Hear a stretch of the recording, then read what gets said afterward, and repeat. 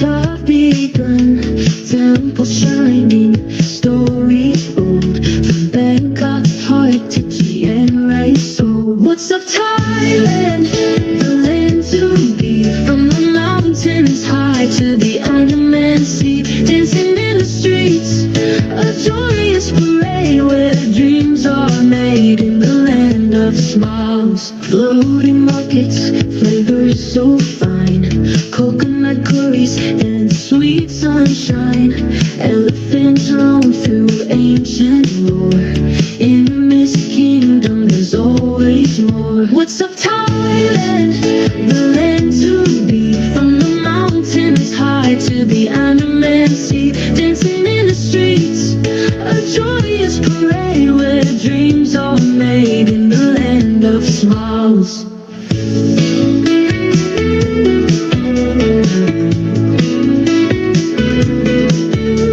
Floating markets, flavors so fine. Coconut curries and sweet sun.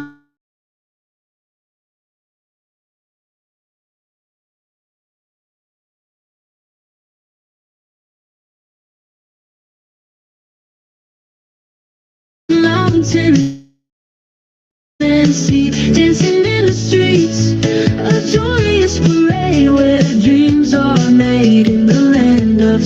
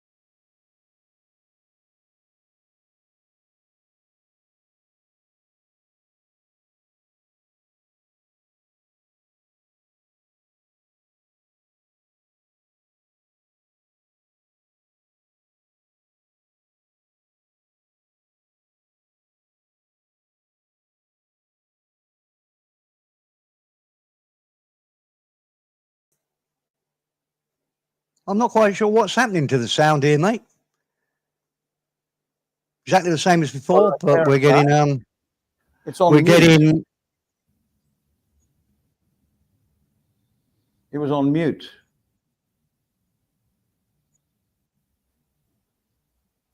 Hello. Hello.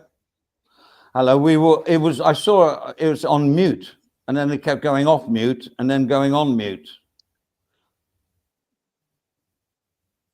Shall we start again? Sorry, viewers. We are live, right? Yeah.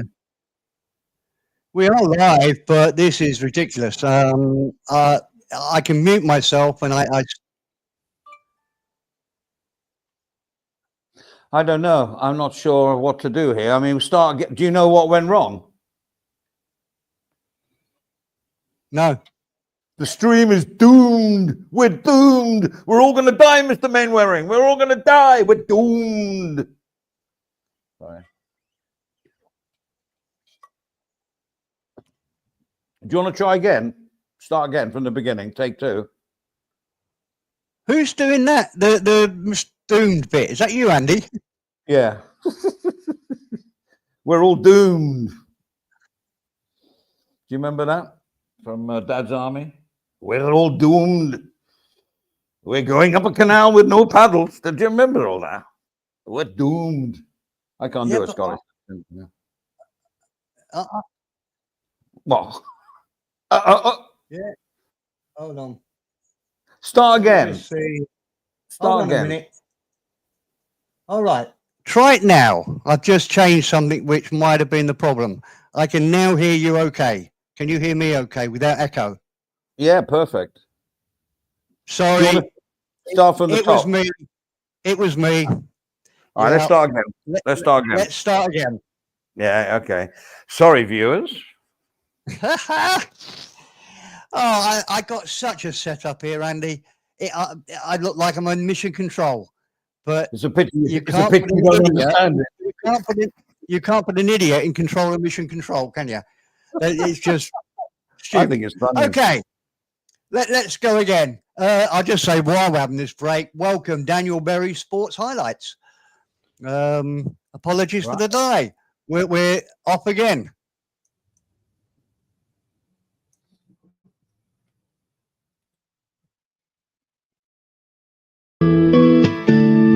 Waking up to the golden sun in the land where smiles have begun. Temple shining, stories old, from Bangkok heart to Chiang Mai soul. What's up, Thailand?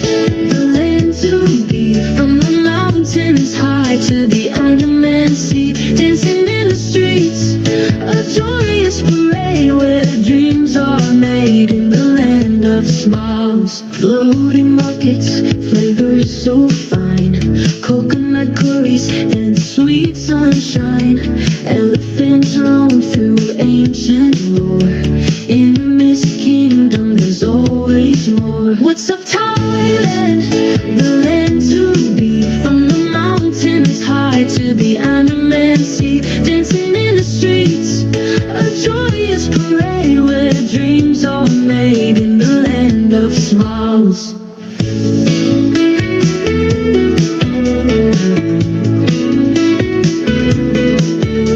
Floating markets, flavors so fine, coconut curries and sweet sunshine. Elephants roam through ancient lore. In this kingdom there's always more. What's up, Thailand?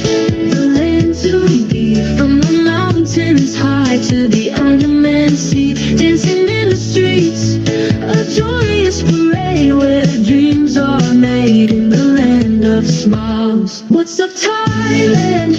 The land to be, from the mountains high to the Andaman Sea, dancing in the streets, a joyous parade where dreams are made in the land of smiles.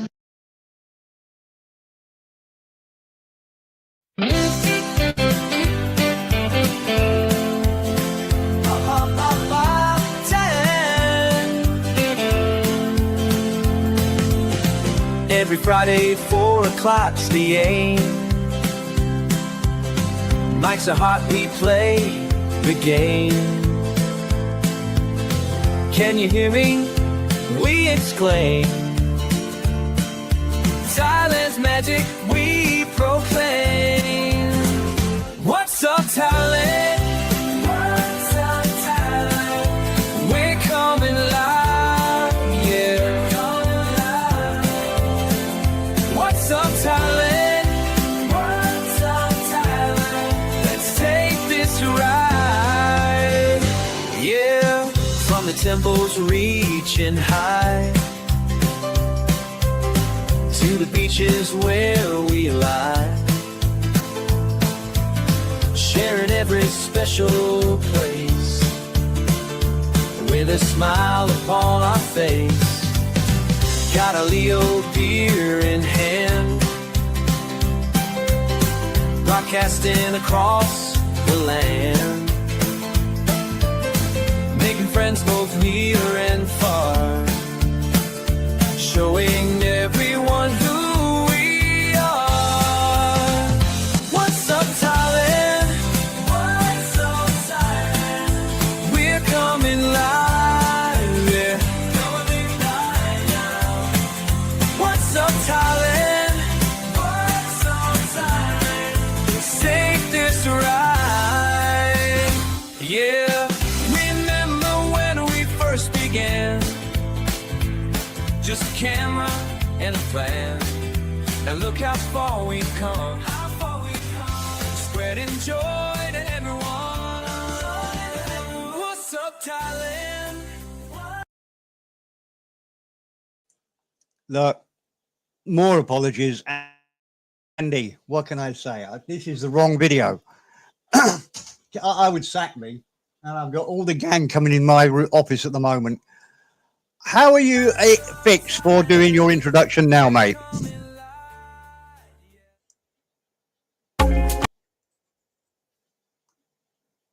Hello. Andy, are you there? I'm there. I'm thinking of leaving, but I'm here. So, no, it's all totally my fault. Don't worry. I don't know what's going on. But Well, never mind. Hello. Welcome along to WT. What's up, Thailand? Thanks for tuning in, although it's been a little bit difficult for the last 5 minutes, but never mind. Today, we're going to chat about Thai service and how does it compare to the West. I think it comes off pretty favorably, but it'd be nice to have your input in the chat. If you want to come on the panel, you're more than welcome. As always, joining us is the man who made most of his money painting rock star faces. That's Mr. Stephen Clark. Alongside him, the mayor of Nakhon Nowhere and Lotus's chief shopping trolley director, Steve Perrin. well, you got to do it, haven't you? You got to do it, haven't you? Really, someone should introduce me as a YouTuber. But there we go. It's honest money, Andy. Yes, absolutely, and exercise at the same time. Yeah. Hello, Stephen.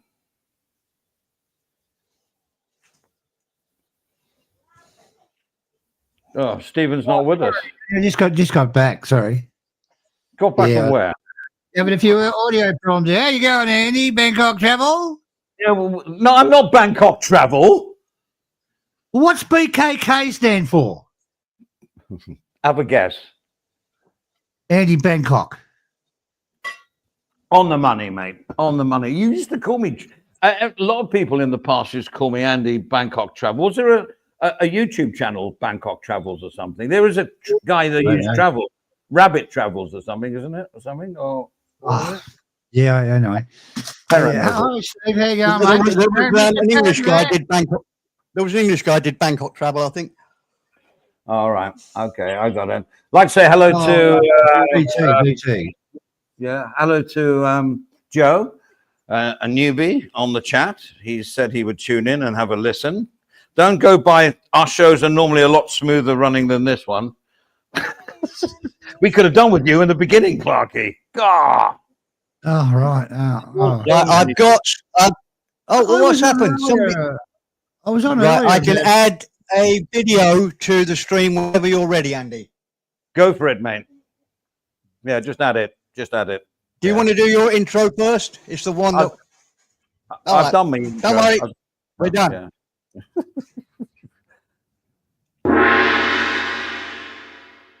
So, what's Thailand services like compared to your country? Interesting question, don't you think? Transport. Well, you can't beat the old tuk-tuk for reliability and an honest little driver. You also have all the huge variety of trains, the BTS. You can get anywhere in Thailand in an instant. And what's some of the favourite food in the world is in Thailand. You'll really enjoy it. You can pig out. There's just restaurants from arsehole to breakfast.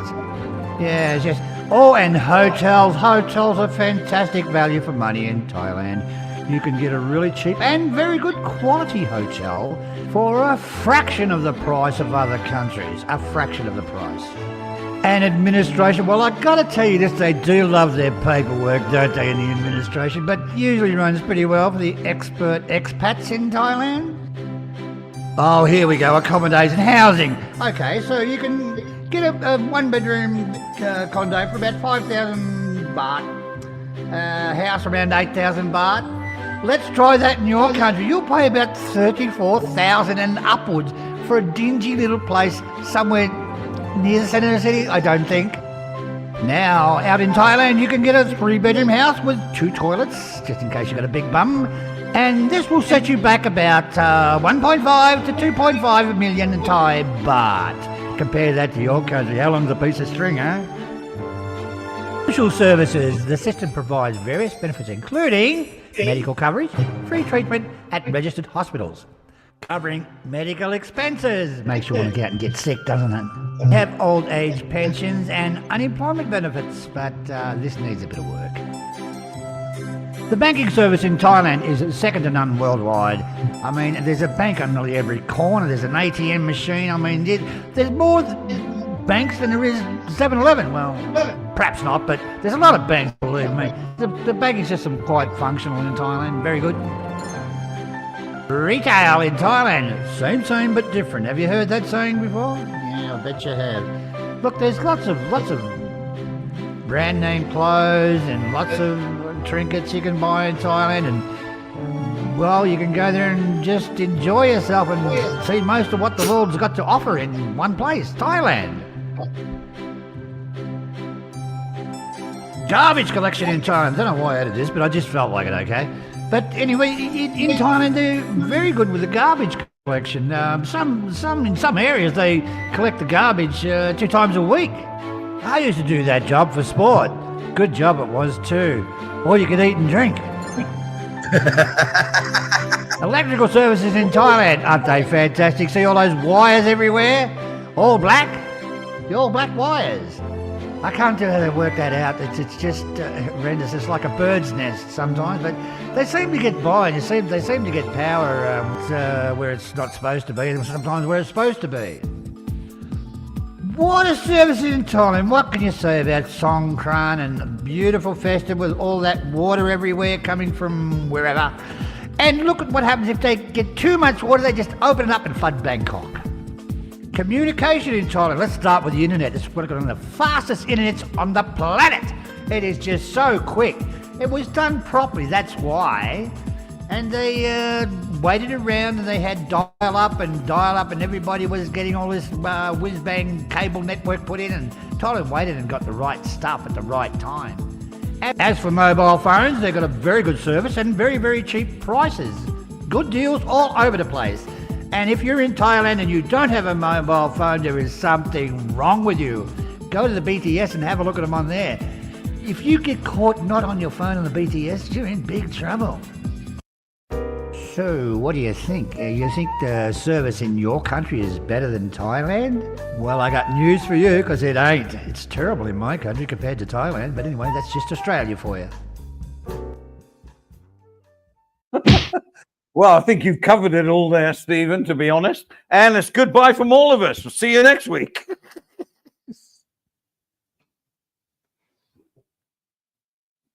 God, we've got some glitches in here today, haven't we? What's going on?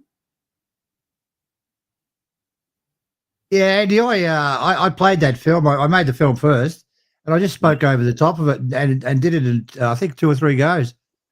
Best way to do it, I think. I was having a good fun, laughing my guts out. No, you did that. You recorded the laugh and then put that in. No, I had my microphone on when I was watching. I was still laughing at it. No, I think it was good. you've covered everything, really, to be honest. Except for the garbage, mate. I had to put the garbage in there. Well, no, I mean, obviously, in this hot country, you've got to, keep garbage off the streets. I'm talking about garbage, not people. And you've got to sort of we have 3 days a week here, 3 days a week, and we put everything in the bin. Three garbage pickups a week. Yeah, Monday, Wednesday, Friday. Yeah, that's good, isn't it? And what they do is they say, no, put everything in the bin, and they recycle it as they're moving along. There's a person permanently in the back. Can you believe that? Oh, you're kidding. We can't have that. And they put the cans in one side, and they put the bottles in another side. They leave all the rubbish for the landfill or whatever. Yeah, but they recycle because they get money from it, you see. And they do it on the spot. This is amazing. Well, I wish I'd sent a few Australians over, council workers over there to watch what they do. Here, they give you 3 bins. I think they do it in America too, in England, I'm not sure. But here, you have to sort it all out yourself after you pay exorbitant rates. I mean, our rates are just out of control. I don't know, they're something like 1,500 a year or 2,000 up to, I don't know. I can't. That's about 80,000, I think. I'm not sure. Yeah. A year, and we've got to sort out our own fucking rubbish. I mean, in Thailand, they pay. I don't think they pay a lot of rates. I'm not sure, Eddie. But you're driving down the road and they're sorting out the rubbish as they go, and by the sounds of it, they do it properly. I don't know. I just don't. Well, compare that service to service in Australia. I mean, it's nuts, mate. It really is. Well, in America, I've seen them picking up their dustbins. They don't even pick it up with their hands. They have a crane thing that. Yeah, we've got the same. Yeah. So here, I mean, they don't have to touch anything. They could come to work in a suit, you know. Oh, well, another thing I used to do. Sorry, Steve. They used to go past when I was living in Bunga. They used to go past, and if you wanted something heavy removed or something taken upstairs, hey guys, can you give us a lift with this? No problem at all. Up they'd come, stinking like anything, and all the flies would follow them in, of course. And they'd take your fridge upstairs or whatever, and quite happy. And I used to always give them a beer or a packet of smokes or something. I always give them a tip. They were great, the garbage collection guys. Sorry, Steve, what were we saying, mate? Well, I was only going to compare it to the UK. The city I spent a lot of time in, and the system is you have 2 wheelie bins. One of them is for your rubbish, your food waste and normal shit, and the other one is for your recyclables, your paper, cardboard, plastics, your milk bottles, plastic milk bottles, all that sort of thing. But each one of these bins is only collected every other week. So you get one collection for your normal rubbish, what we used to call normal rubbish, and the other one for recyclable. Yep. Whereas in Thailand, we have to do a little bit of work in that we've got a communal rubbish tip, which is just like a little hut protected from the elements. Is it like a cage? And it's about 30 yards from my house. So we have to transport this to the communal bin. But that's all we have to do. And the recyclables, all my beer bottles, the beer cans, the microwave oven that's broken, the bit of metal that you didn't want or whatever. Old fans. Yeah. Oh, anything that's they're so keen to take that away. They come and collect it. We've got friends that collect it for us. They break down all my cardboard. They collect it all. They take it all away. They sell it to whoever they sell it to. They don't make a lot of money on it, but they're keen to do it. Well, I had a 65-inch plasma screen that cracked. We took it back to mend, and it was too expensive to mend. So I left it outside my gate. It was gone in 10 minutes. Yeah. I don't know where it went. In the UK, Andy, you haven't been there. In the UK now, anything like that, you have to take to the tip. The tip from my house in the UK was 5 miles away. A council recycling tip. You take all your garden. You got to put all your garden stuff into it. You got to put garden shit into your car, and no matter how clean and tidy you are, you always get a bit of shit in the car from doing it. Yeah. Then you have to all that stuff I talked about. Like your TV, your dead microwave, all the bits of rubbish you have, which there's a bit of value to. You take it there. And you've got guys shouting at you, no, don't put it in that one, put it in this one. Talk about service, whereas they are so keen to take your 50-inch TV here, Andy. In the UK, you can't do that. No, you're breaking our rules. We know we're making money out of you, but you have to obey what we say. It is fucking horrible. Hate it. Where there's brass, where there's muck, there's brass. That's what they say up the north. Where there's muck. I know a couple of guys that have owned scrap yards, and I knew them when they were young. Millionaires now. Millionaires. Yeah. Oh, Steve, lots of money in that, believe me. Lots of money over here. Yeah. Yeah. Look at Steptoe and Son. But there was actually an app. And you dirty old man. There was what was it? Oh yeah, sorry, I had a hell of a night last night. I'm recovering. I got a hangover from hell. There was an app in England. Oh no, it wasn't an app. It was an app, but it was also hardware as well. We had 3 colored buttons, and so when the red one came on, that was the day they were going to collect the red bin, and then the green one would come on, another day or whatever and say, don't forget to take your bin out. It's the green one today. I mean, talk about making something simple so complicated. They have to take their bins out on different days depending on what color their bloody bin is. And some of the bins they have to go to a. Andy, throw just them out of away. curiosity, why don't they move the yellow bin to the left and the red one to the right? And And when then the got yellow one brown. goes out, put the yellow one to the right and then the red one to the front and do it that way. It's so fucking simple. And you never stuff it up. I know. I mean, but don't forget, garbage here does go off pretty quick. I mean, you know, you walk past I understand the that. garbage truck. It's not. When I go for my walk in the mornings, if they're collecting, I go past. I have to hold my nose because it's a revolting smell. You got gone off food, you know, because everyone puts their plastic bags, they got from the soy for food. I used to do that job, Andy. Do you know that? I used to do it. I did it for about 2 years when I was training. What, you're joking? No, I'm not. No. Really? Best way to get fit, mate. I was fit as a fiddle. I had the 6 packs and everything. We got a picture of you somewhere of when you were young. I don't know whether Stephen's got it or not. That would be funny. That would be We need Stephen's permission to show it. No, we don't. No, we don't.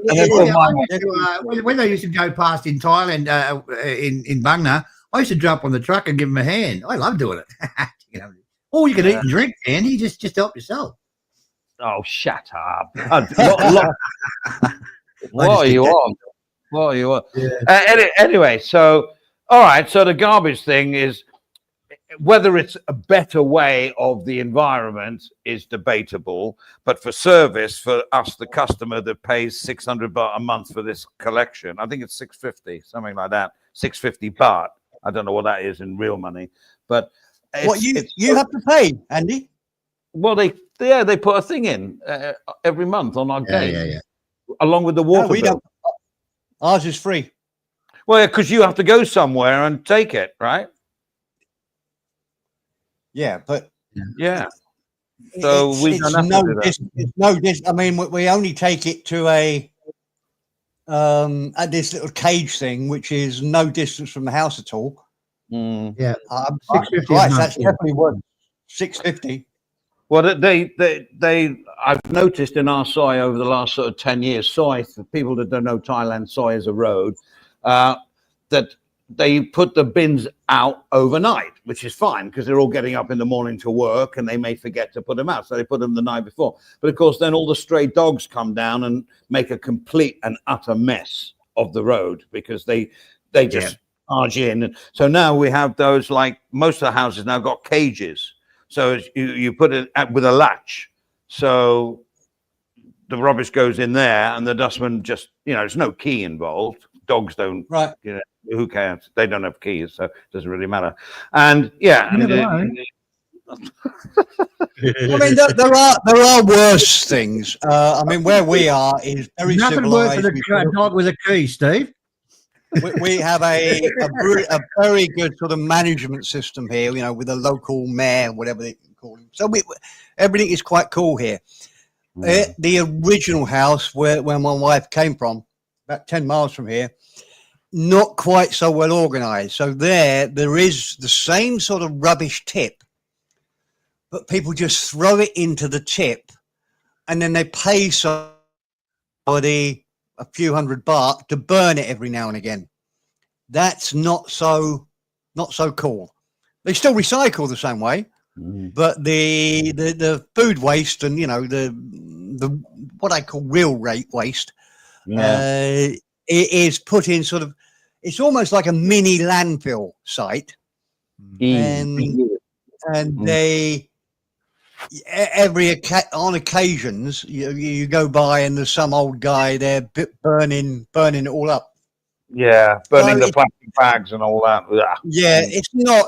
Look, we try to be fair when we judge Thailand.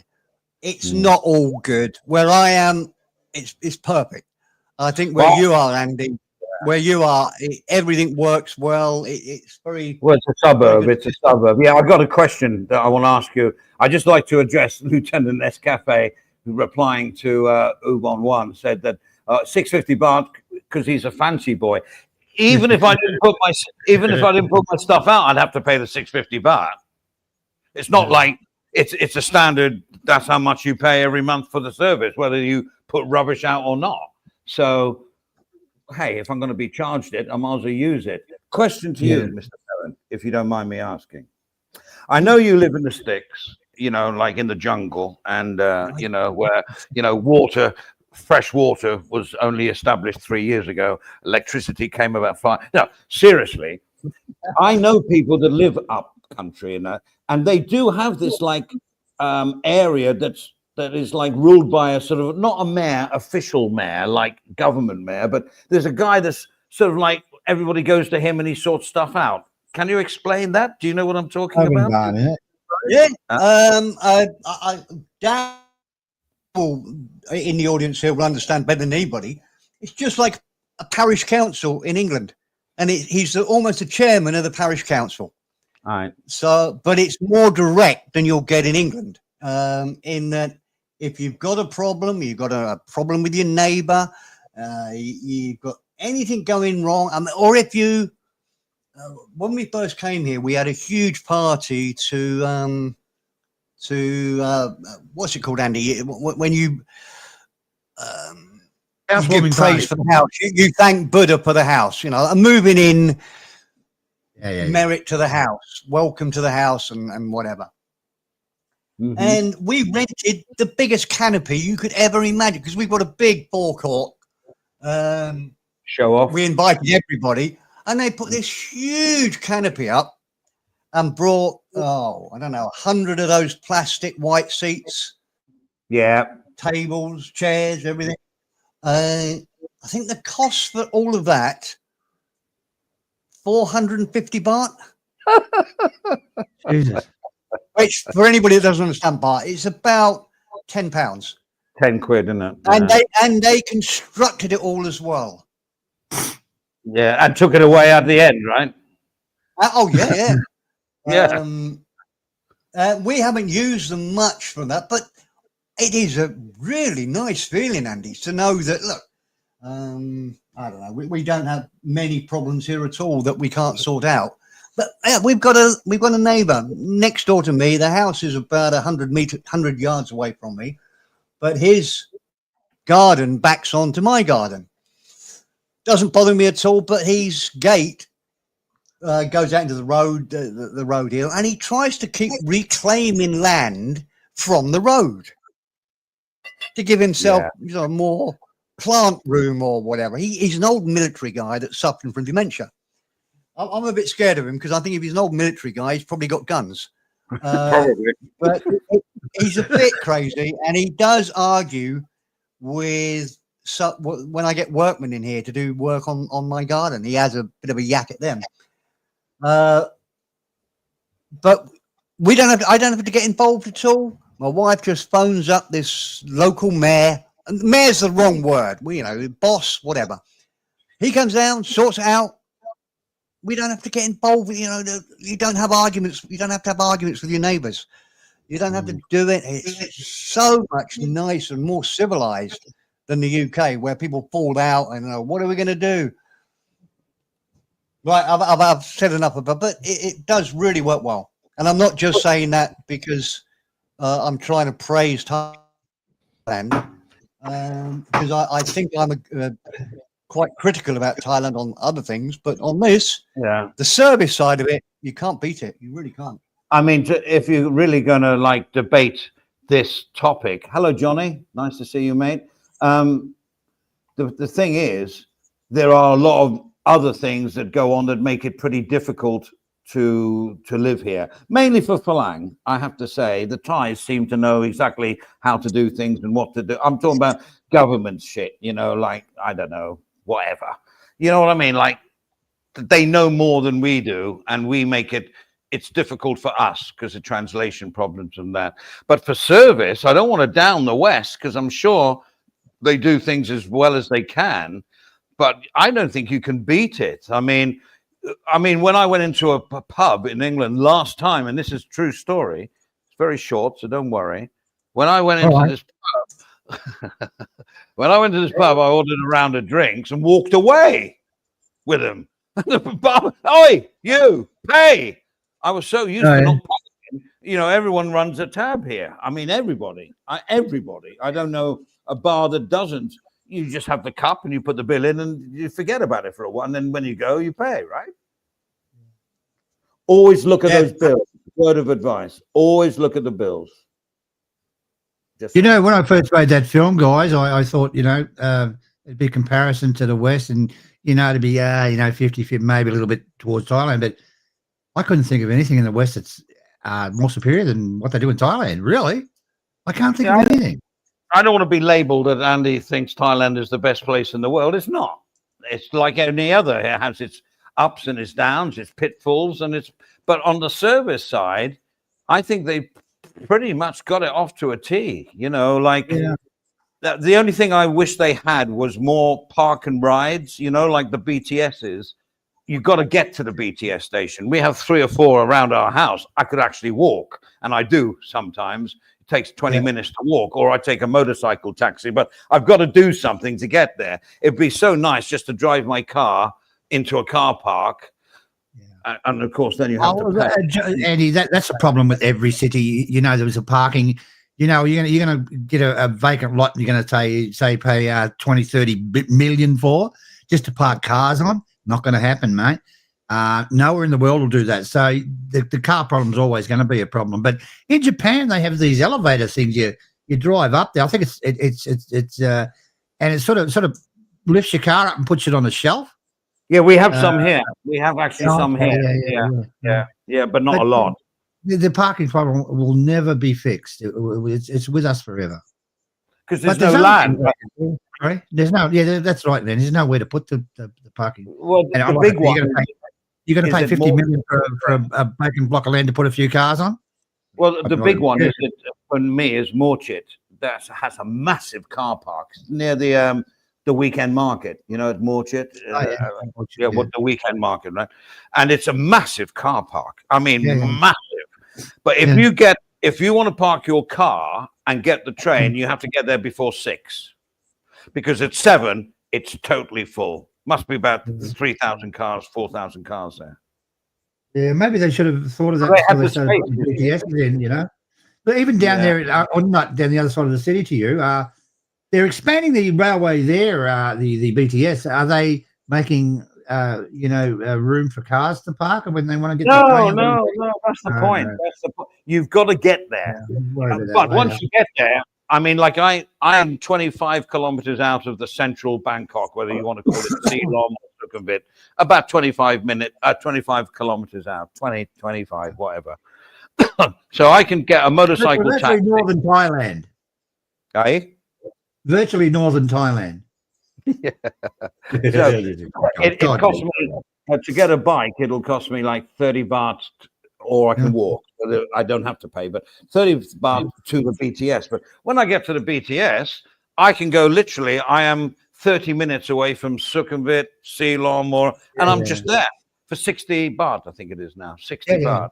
You know, so there it's very good, but it's just getting there is always the problem. You either got to be dropped off, which lots of people do. They drop people off. Like, you know, like if my wife's going into town, I'll take her to drive her to the BTS, kick her out, and then drive to the pub. I mean, home, and that's the way it works. And then pick her up. She knows, oh, I'm at so and so station, and I know to leave the house in 5 minutes. You know, and I pick her up. You know? You got them to pick you up because you're drunk. Yeah, let's not talk about last night. I got locked up. Used to do that. I used to work out at the gym, and I'd go around the corner to a soy cowboy and sit there. And during the day, I didn't go at night time, and have a few drinks and shit. And I'd stagger back to a gym thing, and she'd drive home. Yeah, it was a good day. That's what they're for, isn't it? But I think in England, like where my brother lives in Sussex, West Sussex, if he wants to go, which he did commute into town, into the city, there's a car park at the train station. So he just drives, parks his car, gets the train. It used to be, I guess it's much more expensive now. It's like, it used to be like £5 or £3 or something for the day. You just get a ticket and you put it on.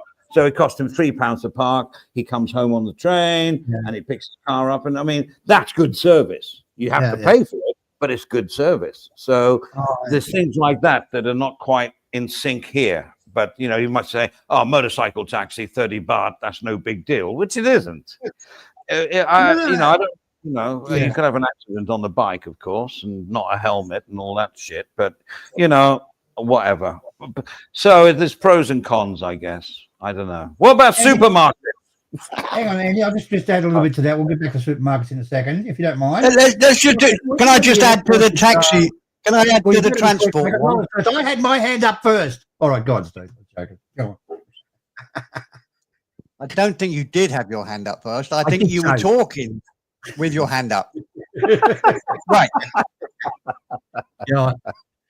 It's only a small thing in that you often see videos about that. It's people negotiating the price for a taxi from the airport to Pattaya or in a Bangkok. I live 10 minutes away by car from the National Express bus station in my city in England. It cost me more to do that 10-minute journey by taxi. I know we're not talking about cost of living quite so much, but it cost me more to do that little journey, or roughly the same as it does to take me from the airport an hour and a half to Pattaya. And people negotiate down. Oh no, I'm not paying 1,200 baht or 1,500 baht to get a taxi from Pattaya to from the Bangkok airport to Pattaya. But you spent a fortune on the taxi from your house to the train station or the National Express station. National Express, for anybody that's not, is our big coach network bus network in the UK. Very, very good, very reasonable prices, super service. But my taxi costs more. Now that's not quite service, but just shows you that we moan about the wrong things. When I get off a plane in Bangkok airport, I come out on the arrivals thing and there's two AOT, aeroplane, what's it called, Andy? AOT, aeroplanes of Thailand, or airports of Thailand, AOT. They're AOT taxis. Service is fantastic. You pay at the counter. You get whatever sort of limousine or decent car you want, and it's hardly any more expensive than if you go outside and you wait for one of the horrible, risky taxis outside. Biggest recommendation to anybody is use AOT. It's so easy, and it might, even if it costs you £5 more, $5 more. It's so great because you can go outside. You say, can you just hold on a minute because I used to be a smoker then. Can you hold on a minute while I have a cigarette out here because I've just been on a plane for 12 hours? Yeah, of course. I'll put the bags in the car. I'll be here. Shout when you're ready. And can you just stop at the services on the way down so I can get a... Yeah, of course. It's just service. It is service like... I remember Johnny Siam talking about this in a past stream quite a while ago, how that is the best way. Let me just address Rick Nelson. We're talking about the the digital thingy, DTA, whatever it is. We're going to address that one in a moment because there is a lot of bullshit going on about this story. So hopefully we'll get back to that later. Listen, in Melbourne, where I used to live, if you go to the airport, guys, you're going to pay per hour to park your car, to pick up somebody or whatever you want to do, or drop somebody off, about 800 baht an hour. How's that, mate? In Heathrow, it's £6 to pick somebody up, and that's not parking. That's not parking. That's just going in and picking them up from the curb. £6. That's nasty. Yeah. All right. What else we got? Water. Andy? Water. I think their water. They got. I think their water's not up to scratch me. So I mean, in Bangkok, you can drink the water there. You really can, right? Yeah. But in Queensland, in Australia, you can't drink the water there. Okay, it's pretty toxic. But Thailand and look, it's not advisable to drink the water in Bangkok, but I used to drink it with my coffee and stuff. But I thought it was okay. But in Queensland, in Australia, it's very nasty. That's tropical as well. But it works out okay. But they've got a bad habit of flooding things in Thailand, so something they've got to work on. Well, I mean, I just think most things are very easy to do here. That's all I'm saying is that, they are. like shopping, if you got a bag, they'll put it in your bag, you don't have to do it yourself. I know small little things, but it's all just service orientated. Like they're happy to serve you and happy for your custom. You're lucky to get a smile out of a cashier in England, The only thing I would criticise, Andy, about the whole system in Thailand is the constant fucking paperwork. The constant the paperwork, the paper. I mean, it's just ridiculous. Really is ridiculous. And they're going. People are going about save the planet and save the tree. I mean, there must be some massive warehouse somewhere where Thailand puts all its paperwork. Jesus. Half the Amazon rainforest is in those warehouses. What's wrong with just digitalizing everything and taking a photo of it? And I don't know. I mean, they must have shares in photocopying machines, because everything has to be photocopied and da-di-da-di-da. You can't even now photocopy. You're not supposed to for phalangs. You're not here. You're supposed to carry your passport with you. Yep, that's right. And they will not accept a photocopy, which everybody advises to do. Take a photocopy of your passport. Every government will tell you not to take a. Sorry, Andy, you're talking. No, you're right. Every government tells you, do not take your passport out into the street. Leave it in your room. Every government insists upon that. You are in trouble if you lose that passport because you didn't leave it in the room. Now, what the Thai government's saying is you must carry that passport. But I've been pulled over before and given my identification as a copy. They're pretty good with it. But it's just one of those laws they can pull out of the hat when they want to. Yeah. Ubon mustache or something. Ubon's come up with a good one about the petrol stations. And again, the pub incident last time I was in England, going away without paying. Another one was I sat at the petrol pump for about 5 minutes waiting for somebody to fill my tank up. Oh, you'd have died. Yeah. Oh, man. And there was a car behind, beep, beep. I go, well, she beeping. It's not me. The service is not really good, is it? And then I realized I had to fill the car up myself. That went out the window 20 years ago. I know. They've stopped filling your tires up with air at the pump now. Yeah. Area. But in the old days, check my tires, they do everything for you. Yeah. Mm-hmm. Also, tipping. Tipping in restaurants. All right, here's a question. If you hold on, Andy. Just to tell Dan, it's open, mate. The at the top. The link for the panel is at the top of the thing. I'll do it again just so you can see. Hold on. Copy. There we go. I'll just put it down here so you can see it down here. Don't worry. We put the link in right at the start. There you go. Yeah. So tipping, all right. So here's a scenario. If you went, say you and your girlfriend, wife, whatever, and 2 other people or whatever, Lady and boy. the bill was 1,500 baht, and no service charge, right? So it's up to you to tip or not tip. First of all, my question is, would you tip? And then how much would you tip on a 1,500 baht bill, on a check bin of 1,500? How much would you, Stephen? Well, if it's a good meal, Andy, you feel happy and you've had good service from the person that's serving you, I don't get up and wave the $100 baht around and say, I'm about to give her a tip. No, you give it to her. Andy, we need more details, Andy. Is it a female server? Yeah. Well, I just don't get served by males. I'm sorry, Steve. That's redundant. Is it a female? My answer depends on the answer to these 2 questions. Yeah. Is it a female server? And also, you've been discriminated there, Steve. What about lady boy? One at a time. Come on. Come on, Stephen. Let me do my joke. Andy.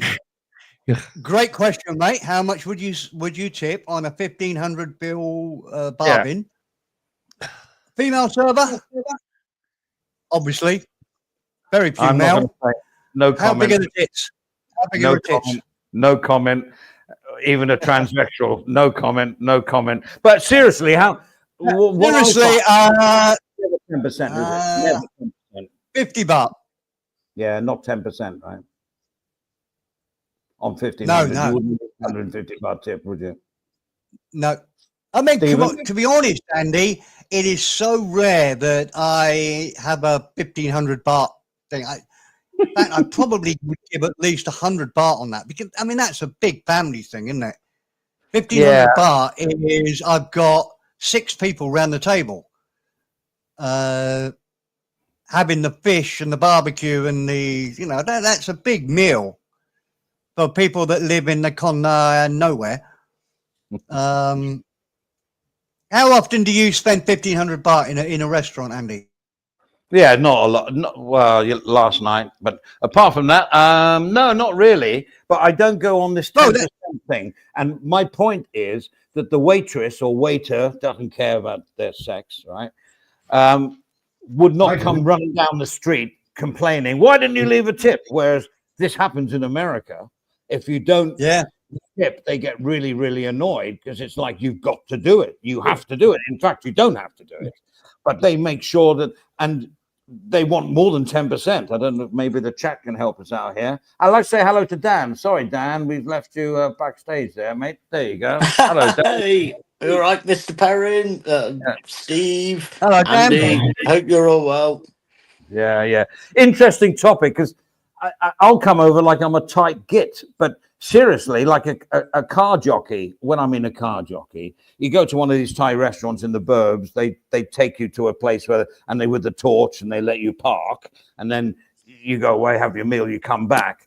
I would give 40 baht to the guy, and people go, "Oh, 40 baht? Is that all?" And he's really happy with it. He wires you, and because everyone else does it. But then you got an American comes, gives him 200 baht, raises his expectations for the next person. Stop tipping too much. Yeah, I totally agree. I leave it like to my missus, I do, right? And if we're in a hotel, she will leave the housekeeper 20 baht in the bed every day. That's about right, Dan. That's about right. Right, Yeah, you know, Steve.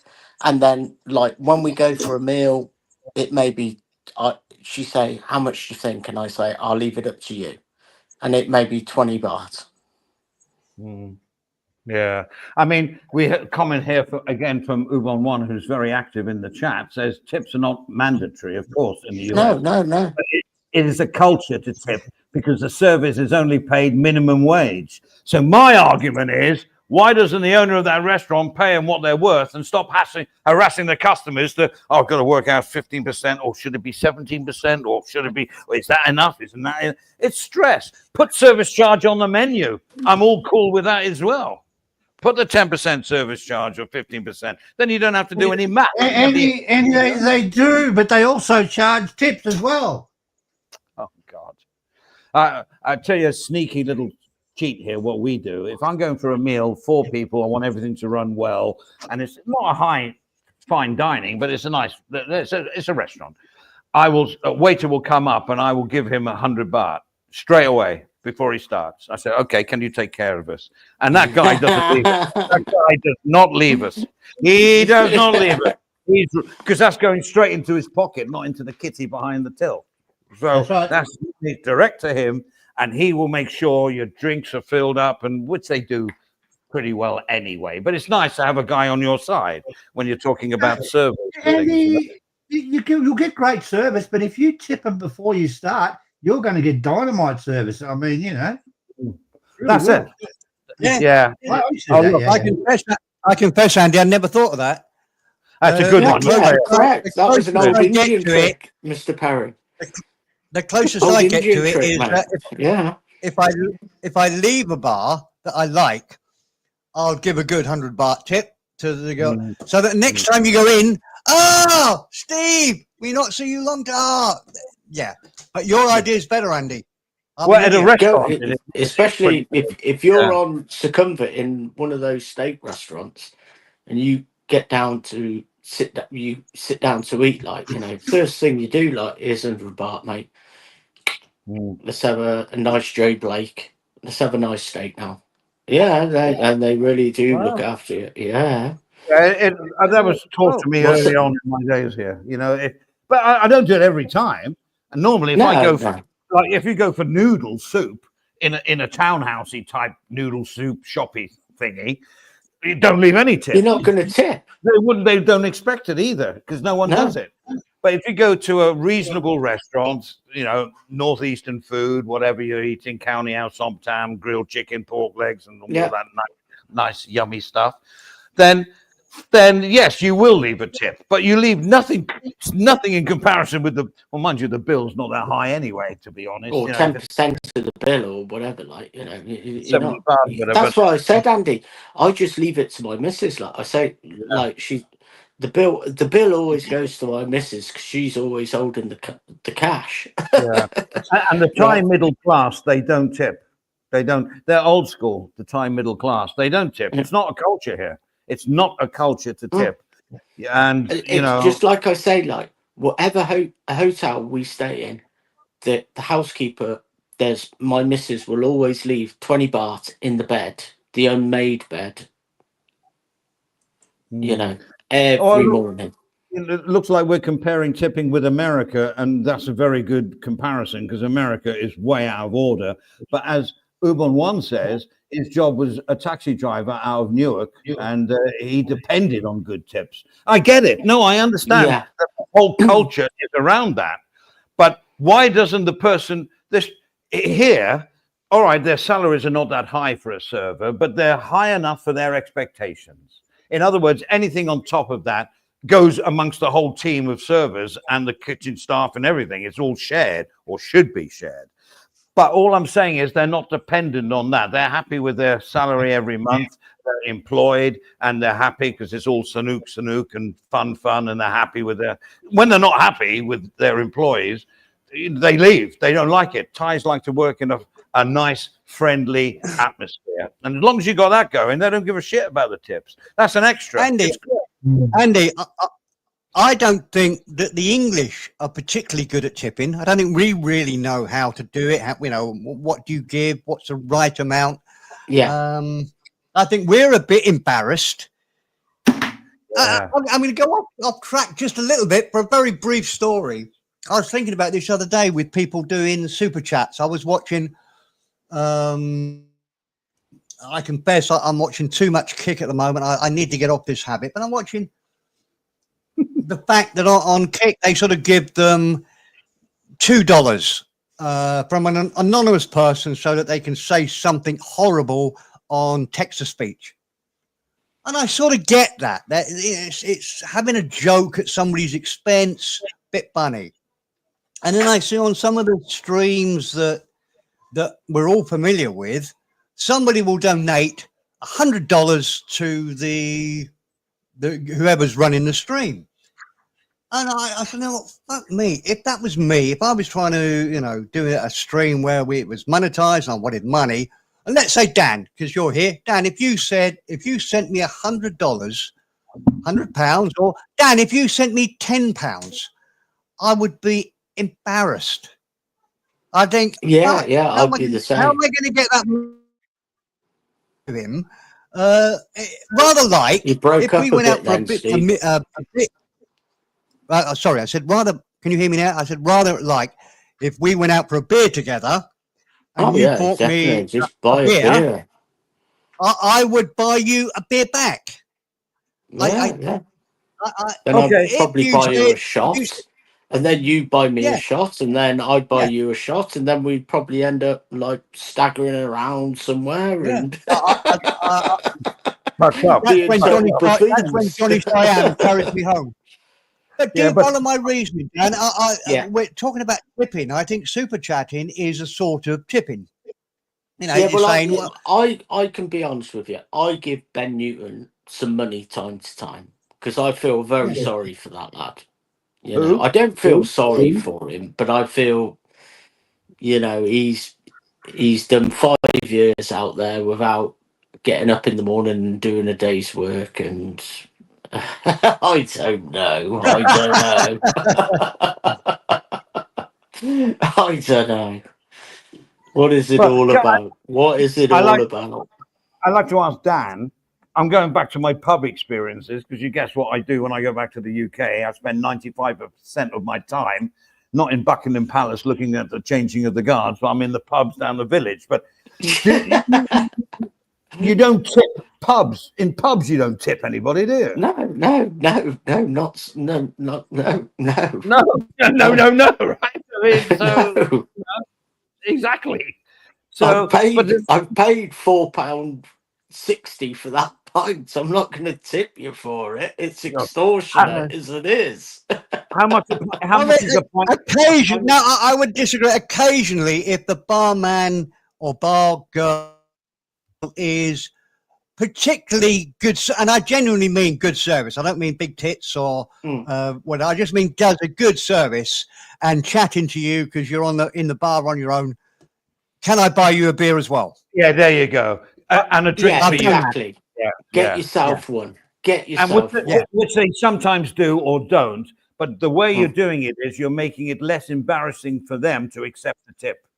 Yeah, get Yeah. yourself That's what one. I'm saying. Ah, thank Yeah, you. I'll have that later. Yeah, no worries. yeah, Yeah. yeah. Yeah, you know. And Dan, we all understand what that means. Yeah, I'll have it exactly. later means that money's going in his pocket, which is Yeah, yeah, exactly exactly. Yeah, what get you yourself wanted one. to happen. Exactly what you wanted to happen. Yeah. Do And you remember? that is exactly why I leave it to the missus when I'm in Thailand. Like, she says to me, Joe Chai, how much? And I go, it's up to you. "Ah, okay then. And then she'll do the tipping. It might be 5 baht, the change. It might be 10 baht, the change. You know, it's nothing extortionate like I know. Oh, uh, as we're talking about 200 bar, baht or anything. Like, she would be horrified doing that sort of thing. Like, you know. I tell you something I've noticed with the bar culture and the barman and everything.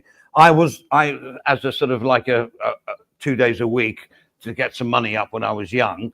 I used to serve behind a bar, and on a Friday night, you'd have a bar packed, right, 5 deep, asking for drinks, right, and they'd go right, brown split, lager top, 2 vodkas and lime. And while you were doing all that, you were adding it up in your head how much to charge. And then you went to an old fashioned till that didn't say money in and that's how much you owe, how much you have to give back. There was nothing. It was the old fashioned till where you Yeah. go, you put it in the £2 or whatever it was, and but it was all in your head. And you at the same time, you go, hi, how you doing? Yeah, yeah. How's the new boy doing? Is he fine? And £1 to the baby shams. Get You out did of it it. It all. was probably 1 and 6 or something like Yeah, that. yeah.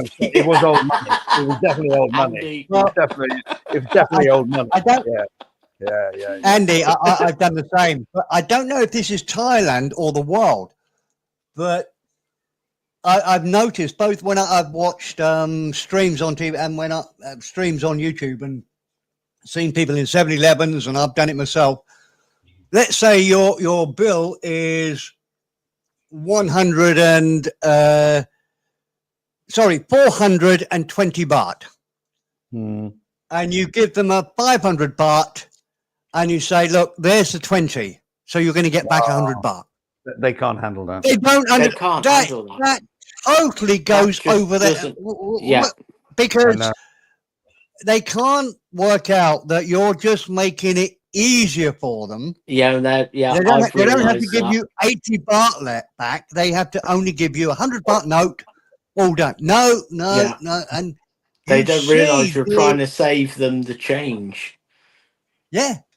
You But know, and honestly, they Dan, they you can't see, That's the comprehend other that. one, though, I Dan. don't You know give if them the changer's tip.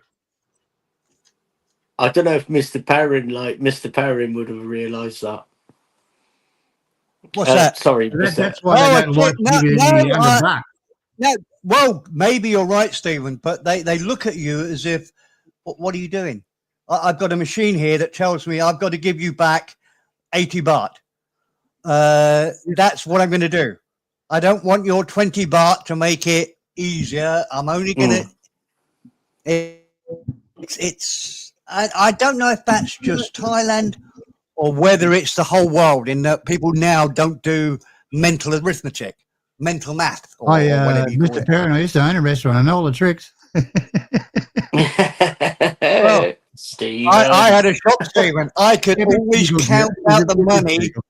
I could count out the change into your hand. That's what you call class. Yeah. But they do. They you rightly, like you said, like they do get it. Froze them if you go like if they say it's 320 baht or whatever, or 380 baht, and you go like, yeah, here's blah blah blah. Yeah, Totally frozen. it You know, it does totally throw them. No. I've noticed Okay, we've that. got this subject to death. How about we move on to rental and accommodation? Sorry. Rental and accommodation, to rent a house, to rent a condo, to the hotel, to prices. Are they different to your country? it's a tricky one because it's cost of living rather than service. Well, our cost of living, Stephen, is never changes when we leave our country. Okay, so we live in Thailand; it's much cheaper. Yeah. So I just anyway, can't add any stories. I mean, everything in Thailand is technically cheaper. What? I don't know. But Clarky, should we talk about Airbnb? Is that still legal in Thailand now? Can you I don't still think it is anymore, Dan. Airbnb? I'm not sure, but look, Dan, you can get a condo, one bedroom condo, for around about pretty modern one for around about 5,000 baht if you shop around. The days of 20,000 and 15,000 and 30,000 for a one bedroom condo for the month are gone. Oh yeah. No comment on this one. Sorry. Invested interest. Yeah, okay. I understand, Eddie. No, but this is know, like Clarky said, like this is like not the last time, the time before I was in Thailand, and I was there during that 60-day visa where you could stay for the 60 days. Yeah.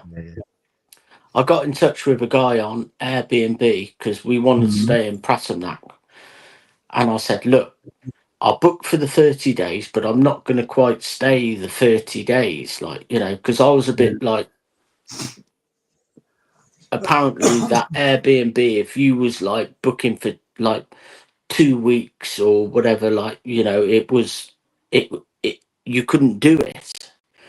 The Thai authorities wouldn't allow you to do it. And I said to him, I said, look, I'm only going to be there for like 26 days, but I'll pay for the 30 days, And he said to me, oh, don't worry about that. Just pay for the 26 days, because what they implemented with that Airbnb was that like anything less than 30 days was considered like a holiday let or whatever, and that's where a lot of these big condominiums in like Pattaya and all that, they had the you collect your key and it's in a box on a tree outside the condominium, they got a lot, don't they, Dan? In my case, we have a passcode that's sent to you on the phone, and you just put the passcode. Not that I have anything to do with Airbnb. And you know what I mean? This is where they were, the extent they were going to, they were putting big. I know. They were putting like multiple box key collection points on a tree, you go and collect your key from there. And South put a very good comment in there. The house in Asia probably 20% the cost of Sydney, for example. That's true. If you want to buy a house in Sydney, in pretty close, say 10, 15 kilometres, you're going to pay $2 million, and shit like that. But if you do that in Bangkok, 10, 15 Ks out, you probably would get 1.5 to 2 million baht for a one bedroom condo. I'm not saying it's going to be the greatest thing on earth, but that's the way it is at the moment. And comparing that, if you're a pensioner in Australia, you're better to go and live in Thailand. I mean, the food, the transport, the car. I mean, the cars are probably are a little bit cheaper in Thailand. They never used to be, but The prices all that sort of are stuff. a lot better now. Oh, by the way, just because Yeah. I'm really hungover and I just got to think All and right. say what I'm thinking at this time about cars. Did you know now BYD and a few other electric car suppliers are offering, get this, game changer, lifetime battery warranty? Wow. Game So they changer. fucking should, Andy. The whole lot of them should do that. Game changer, Yeah. right? You know, those batteries were costing $10,000, $12,000, $14,000 to replace. Yeah, exactly. Well, And they so only much last fucking 5-6 years. But now they say because the big problem with EV, I know this is not the topic, but it's interesting. It's Well, okay. for me, I don't care about We can you branch guys. out for a minute. Yeah, thank you, sir. So like the EV is like it's the resale value of EVs that killed. You know, Yeah. like I got an old Toyota that I did have that new was 550 baht, 50,000 baht. I sold it after 12 years for 320,000 baht. It held its price. It was really good. Those But EVs, they're BYDs, worth nothing, you know? Yeah, they're not worth anything. They So if you have aren't. a battery That- guaranteed, you know? that Oh, that's BYD Andy, is don't change that one. absolutely storming the market. They are I'll tell you what, storming the Dan, market. I'll be buying one of those BYDs when I get over there. Look at that. I know, Jesus, I man. think I am. I'm waiting for a pickup from BYD. I Okay, think they've got question. them in Australia, Dan. They've got them here, BYD. Okay, a question to Dan. Dan, you're on the spot now. Mastermind, okay? Sit in the chair, the nice comfy chair. Okay. Your question, Mr. Dan. What does BYD stand for? Beyond your dreams. Oh, fuck me, bro. Spot Even on. I knew Next that You one. just question. won $10. How many wheels does a car usually have? Yours, Oh, dear. Andy, quick question for you, Andy. Put you in the mastermind. Why haven't I heard anything about this at all? I've not seen anything on the news. I mean, that is, as you say, a total game changer. If they guarantee It's a massive game change. BYD For have a lifetime. stormed the market. Tesla's out the equation. Oh, they're losing money. hand over BYD has just absolutely, and it will do. They will storm the market. And It's a like I big said, problem. I'm waiting The big for a problem in pickup from Thailand. BYD. The big problem in Thailand is that batteries don't like the heat. So They don't like the even cold. a normal car battery lasts half as long as it would do in the UK, you know, in a normal climate, and they just die suddenly. So an electric car in Thailand is risky to start with because it's so hot. But if they're guaranteeing it for life, Andy, that's and- fantastic. I'm in disbelief. I've not seen anything about it. I'll put you Apart through from to what my you just son because he told me about it. So I do actually have to do a little bit more research on it. But he said, Dad, they are now whatever. So I think it has to be done anyway because that's the big fly in the ointment when it comes to EVs. South has said they're big in Cambodia now. I mean, they are, as Dan said, they are absolutely massive. But there's loads of Chinese brands now. I was watching a documentary, the latest motor show in China. There's brands we've never heard of, like Nexus. Yeah. Well, we've heard of Nexus, but there's a few other Halal. Is it Halal? That's Halal, yeah, I've seen that one, yeah. Yep. Yeah, but there's loads more. Look, and they're doing like SUVs, off-roaders, electric. So I think that all this money that's been put in, they can't be stupid enough to think that the consumer will invest quite a bit of money. They're not cheap for a 5-year-old car with no resale value. It doesn't make economic sense. It really doesn't. So the fact that they're guaranteeing a battery, which they can manufacture, especially now, a lot cheaper than before, I guess throw that one in, and that's going to up the market for EVs for sure. I mean, it's a game changer, but I understand that is going to be the case because that's the big thing that people don't buy these cars. And they have the material, the metal to make the batteries. They got 90% of the world's market, I think. Yeah, there you go. So they're probably making them batteries super cheap, Andy. Yeah, compared to the West. So why not? Well, I think it's a brilliant idea. They've just snookered America. They've just snookered Elon Musk. Oh, definitely. They have done. And what's sad is Americans can't buy Chinese cars. Oh, what a shame. saying. Yeah. Well, let General Motors take over. And they'll pay, I'm they, sure they they'll can't do a match good that, job. Andy. They can't match that battery because they've got to buy their batteries from That's the what I'm Chinese. saying. Apparently. So Rare metal. Trump has like no more, or there's a 40% import tax on them, which was Yeah. Thailand 10 years ago on any imported car, but they've even lowered that now and solved it by manufacturing the car in Thailand. So there's no import duty. They're lowering the price for people like us.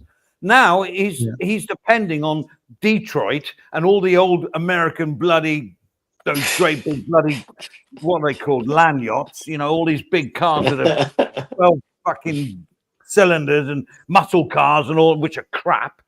And well, the engine's good, but everything else falls apart. So so the people in America, what are they going to wait for? American manufacturers to make an EV? Well, they're years behind China.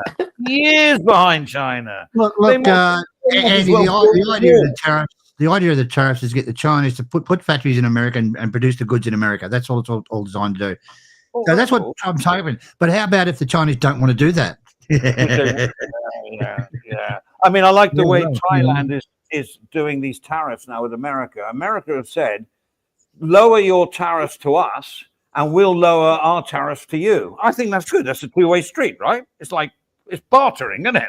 Like, all right, we'll only charge 10 if you only charge 10. I think that's fine. But at the moment, it's one-sided. America is Thailand is whacking a load of bloody tax on American goods. You know, you buy a Dr. Pepper's in the store. Do you know how much that is? A proper one? Oh, man, it's a 150, 200%, 300% markup. But Really? oh yeah, I mean, I don't drink. Would they make Dr. No, Pepper but in Thailand, though, Andy? I didn't They'll make it in realise- Thailand, won't they? Hmm? They'll make Dr. Pepper in Thailand, so why would it have a Well, huge tariff? They do. Same as Coca-Cola and Pepsi-Cola. Right. But there was a time when you Okay. went to a supermarket and you could buy two types of Coca-Cola. One made here, which was a third of the price of the one that was imported because of the tax. Okay. So what America's saying is, I get what they're saying. I don't necessarily agree with it because it's all hanky-panky anyway. But you lower yours and we'll lower ours, and then everybody's happy, and the consumer comes off going, "Yay!" You know, and isn't it all about us? It's not about them. There's another thing in there, Andy. I Sorry. want to buy all this Thailand stuff. I'm in America. I buy all this Thailand stuff. I buy. Okay, Thailand, what are you buying off us? And Thailand says, but you got nothing we want. And then Americans keep buying. That's how you get a deficit. And America has created that deficit on themselves. They're spending too much. Oh, right? correct. And they don't want the products all the same in Australia. I mean, we've got a deficit. We buy more American stuff than they buy from us, but they still want to hit us with tariffs. So I don't know. I can't with that. Whatever. No, I'm sorry I sidetracked the conversation here because we have to okay. there's people asking in the chat all about this digital thing. I don't know whether we should get into that at all or Yes, we can do that. carrying on with this convo. I don't mind. Whatever. Well, The arrival new- card, the digital arrival card. Yeah, it's Okay. called the Thai Digital TDAC. Well, that's Right. basically Yeah, what does that stand for, Andy? basically big. Sorry. Oh, sorry, Steve. No, but Sorry, do Steve. you remember the old TM? Do you remember TM20 gate? Everyone was writing about TM20. Everybody had, and it was blown totally out of proportion. And when I started to read about this thing, whatever, I thought, oh, this is all going to go wrong and all that. But actually, if you look into it, it's not that bad. So we've got here, No, I it's think not. this is the right one. I've got several videos here, but maybe this Starting is from the 1st of May 2025, all international travelers must complete the Thailand Digital Arrival Card or TDAC before entering Thailand. If you're planning to arrive in Thailand on the 1st of May 2025, TDAC registration is now open. You can also register when you arrived at the airport in Thailand, either on the website or at the TDAC registration point. You need to complete TDAC before going through the immigration checkpoint. Today I'll show you step by step how to fill out the TDAC. First, go to the website tdac.immigration.go.th or scan this QR code. click on Arrival Card. Fill in your personal details as shown in your passport. All fields with a red star are required. Family name, first name, middle name if any, passport number, nationality, date of birth, occupation, gender, visa number if you have one, country and city of residence, phone number. Then click Continue. Fill in your trip information. Choose your arrival date by clicking the calendar icon. The system will let you select from only 4 days, your arrival date and the 3 days before it. You can't choose dates further in advance. Select the country where you boarded and your purpose of travel. Choose your mode of travel. Enter your flight number. Enter your departure date, mode of travel, and departure flight number. Fill in your accommodation details in Thailand. Then click Continue. You can now add other travelers who are coming with you. When you're done, click Preview. Next, check that all the information is correct. Enter your email address so you can receive your Thailand digital arrival card. Tick the box to agree to the terms and conditions. Scroll down and click Agree. Submit. Then click Confirm. You can download your completed TDAC by clicking Download and save it to your device. That's it. You're all set. Have a safe flight and welcome to Thailand. Yay! Oh, clear as mud. Hey, Andy, you said you just before you go in, you've got these little machines there that you can fill in the documents, right? Okay. Yeah. That's brilliant. But if you've got no internet connection, it's not going to go to your phone. So what happens after that? Well, listen, there's a few things that I've learned from this. One is there's many people in the queue going through immigration doing it on their phone as they walk through. It's instant. Once you press go, on the thing, I don't know how it works, but download it. You download, you fill in the form like you would do you can do it on the plane if the plane has Wi-Fi, and it's instant. You're good to go. Instant. They said, they kept on saying it's instant. There's no call back. We'll send you something in an hour. No. No, if you've got an internet connection, you're safe. All right. Fair enough. And they've got the standalone ones as well, so that if you don't have a phone or a computer, you can go to one of these little stands, and there's loads of them everywhere. Even on border crossings, they're there. They're everywhere. They've really thought this one out, and they've got good software, I think.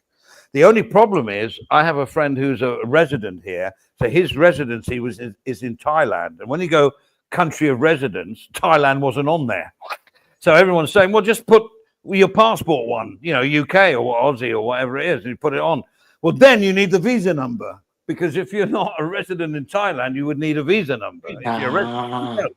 So but they say that they've worked that one out. There's bound to be a few but I think it's okay. No need to panic, because most people have a phone. For those that don't, and even if you don't want to use one of those standalone things, you can go to a person. There may be a bit of a queue, mainly with people over 70 that can't work it out, and they will help you through, because it's only like what you used to fill out on the plane. I used to put Mickey Mouse, and where you staying, brothel number 96. I used to take the piss out of it. Nobody ever cared. Nobody. At first, they said you cannot apply prior to 48 hours to your and that's what I thought.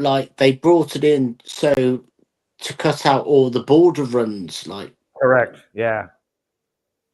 That's it. But they've changed it now. I don't know how that's going to affect the border runs. I really don't. When you go through somewhere, it's registered on a computer, which probably ends up back in Bangkok, and you go through another border that's going to come back to Bangkok, and they're going to know you're going out the border. So no, Clarky, I'm on about these lads that are in Pattaya and they go into Cambodia for an hour and then come back across. Are you talking about boots on the ground with sound? Yeah. Lads, when you go through on the ground, lads.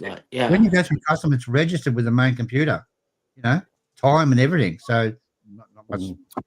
All I'm going to say, my first impression was, oh shit, da-di-da-di-da-di-da. It's going to be horrible for these guys. It's like making a mountain out of a molehill sort of thing.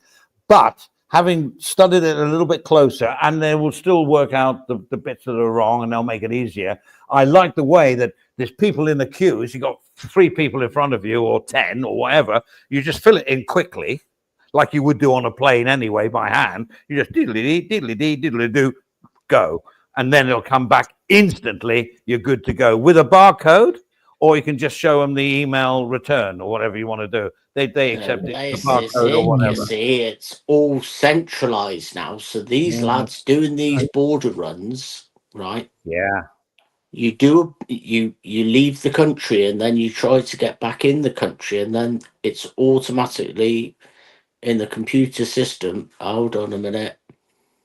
You've been in the country, blah, blah, blah, blah, blah, blah, or in and out of the country, blah, blah, blah. We're not going to authorize that DTAC now. I mean, Ubon 1 has actually just preceded the whole thing, which is really correct and spot on when he says the arrival card, which is what it is. Forget the fancy acronym. The arrival card is a tool for facilitating a smoother, more secure, and more efficient immigration process, while also providing authorities with necessary information about incoming travelers. That's it. That's it in one. So if you've been in and out of Thailand so many times, it's going to refuse you that DTAC. You're not going to get the barcode. What I'm saying to you, Jalanj, they could have done that before. They don't need the arrival card to do it. But anyway, if you think that's it. No. Yeah, I understand what you're saying, Steve. I understand, but we're all the border authorities actually speaking to each other at the same time, like around the country, like, you know, when you went in and out of Thailand. No, they weren't. Yeah. They were. They're all got different rules. But now it's all been centralized. Every crossing had a different rule. Believe me, back in the old days. Not the old days. This recently. So if you were coming, like, say, if you was coming into Thailand from Myanmar, would they be talking to the people down in, I don't know, down in Udon Thani, wherever? Do you know what I mean? Do you know what I mean? Dan, it would all okay. Dan, it would have all gone back to the immigration in Bangkok, and it was all centralised from every border. But every border was different, depends on the people coming across. But it's okay. Well, if they reckon this new arrival card will do the job, well, okay. No, they already had that technology. But what I was trying to get to my point is the whole of Asia is turning towards this. It's China, Cambodia, are all going to do the same thing with the arrival cards. That's why Thailand's manipulated it. I mean, to be honest, and I'm going to put it out there, and people might say I'm wrong, but the people that have to rely on border crossing to stay in Thailand longer, maybe for legitimate reasons, like they want to extend their holiday, fine. But the ones that are working illegally, to me, people will say, oh, well, they're still spending money in Thailand and da-da-da-da-da. No. Do it properly. If you want to stay here, work it out. Work it out. Exactly, and right. I totally agree with you. Like, you know, and this is what when I first saw it, like, you know, I thought, this is what they're trying to do, and like now, Clark is like told me, I'm looking at a different perspective, like, you know. But at first, I thought, these are just for those border runs. They are. Those are for those lads in and out, in and out, in and out. 30-day extension. Yeah, and for them, they can go and do one, as far as I'm concerned. The parasites. And they did say just after the COVID that you could go across the border 4 times a year, which was encouraging people to do that. I know. And then they bought in the was it 2 months? Was it 2 month visa or month visa? I can't remember. 2 month visa, I think it was, wasn't it? Yeah. Yeah. So there you go. There's your year's accommodation or whatever, something like that. To be honest, I don't want to come over as an old fuddy-duddy, which some people say I am. But, you know, there's rules and there's rules. And if you are that adamant of wanting to stay, then just work it out. There is a system where you can do it. You need an employer. You know, you need a work permit, or you need to be married, or you need to have a. But there's ways around it. But for people just hopping out to VTN, you know, in Laos or whatever, bang, bang, bang, come back, have another 60 days. Oh, this is great. Yeah, but no, it's wrong. You couldn't do that in England. Sorry, you couldn't do that in the West. You couldn't do it. Not allowed. But I couldn't even comprehend living life like that, to be honest with you, No. Andy. Oh, Like, you know, every 60 days thinking you got to go to another country to come back into a country. I know. You know, And you there's must be so like, many- you know. So many people are living that way. So many. No, I know. Clarky, I'm And there's like, a lot. There's you know, so many people that I know that don't have fucking any visa at all, and have been there for 10 years without a visa. They can't go on airplanes. And they can't get in and out of the country. Fair enough, but they can live there. Yeah, I You'd know be one guy. surprised who hasn't got a fucking visa. Believe me, I know a few of them. No, I know a guy that's lived here for 25 years, and he's got a no, family, wife, house in her name and everything, but he's living the perfect life. He can't leave Thailand.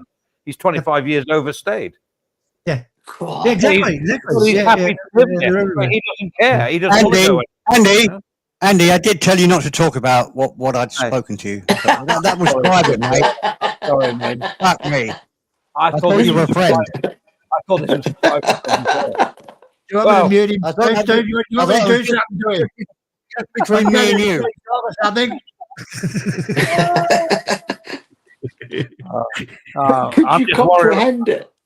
You I'm just couldn't worried comprehend it. Like, you Yeah, know, but if you obeyed the law, all the trolleys in Tesco's, there'd be a shambles in the car park. So we need Exactly. you. You could get a Exactly. visa. I could, if Well, no, I went to Andy, supermarket, I agree there with was you. no Steve Fair in there correcting the trolleys, I wouldn't feel right. What was that? Say again. If I went to a supermarket somewhere in Thailand and you weren't there collecting the trolleys, it wouldn't feel right. No, it wouldn't do. No, Well, there's let's bring this down to its basics. Are you gentlemen the type of people that take your trolley back to the trolley Yes. collection point, or Yes. do you leave it randomly somewhere in the car park? and sometimes in a parking space. Have you seen them in a parking space? Just in the Oh, middle of a shit. parking space. I know. Oh. No. Take it back. I hate the fact that I live on a planet where people do that. Yeah. And if I was God, I think you should be allowed to shoot them. Anybody that just leaves the trolley randomly Yeah. as they get out of their car, they can't be. Some of them, as you say, Andy, they can't even be bothered to walk 3 foot to put it into the little bit of, the walkway bit, which is still horrible. But they Can I don't say even- something? just leave it there. No. But in my world, if I was God, they should be shooting practice. Yeah. You should have people line up and then bang, gone. By the sound of things, Steve, you've got a promotion, have you? Now the trolley police. He's been there for 20 years. So good on you, Steve. Congratulations. Steve's now the trolley police with a gun. Stephen, there is gone not a nowhere, civilized man. There's not a civilized man on this planet that would disagree with me. No, they'll be dead. To not walk your bloody trolley back to its universal collection point is the height of being Neanderthal man. Fucking hate it. It's exercise. It's being considerate to the rest of the world. Fucking hate it. And I confess, even my wife. I think she said, "What are you doing?" I'm taking the trolley back. She just put it there. No. Right, I'll shut up. We'll get off my pet subject now. Look, just for the record, I collected trolleys for 2 days.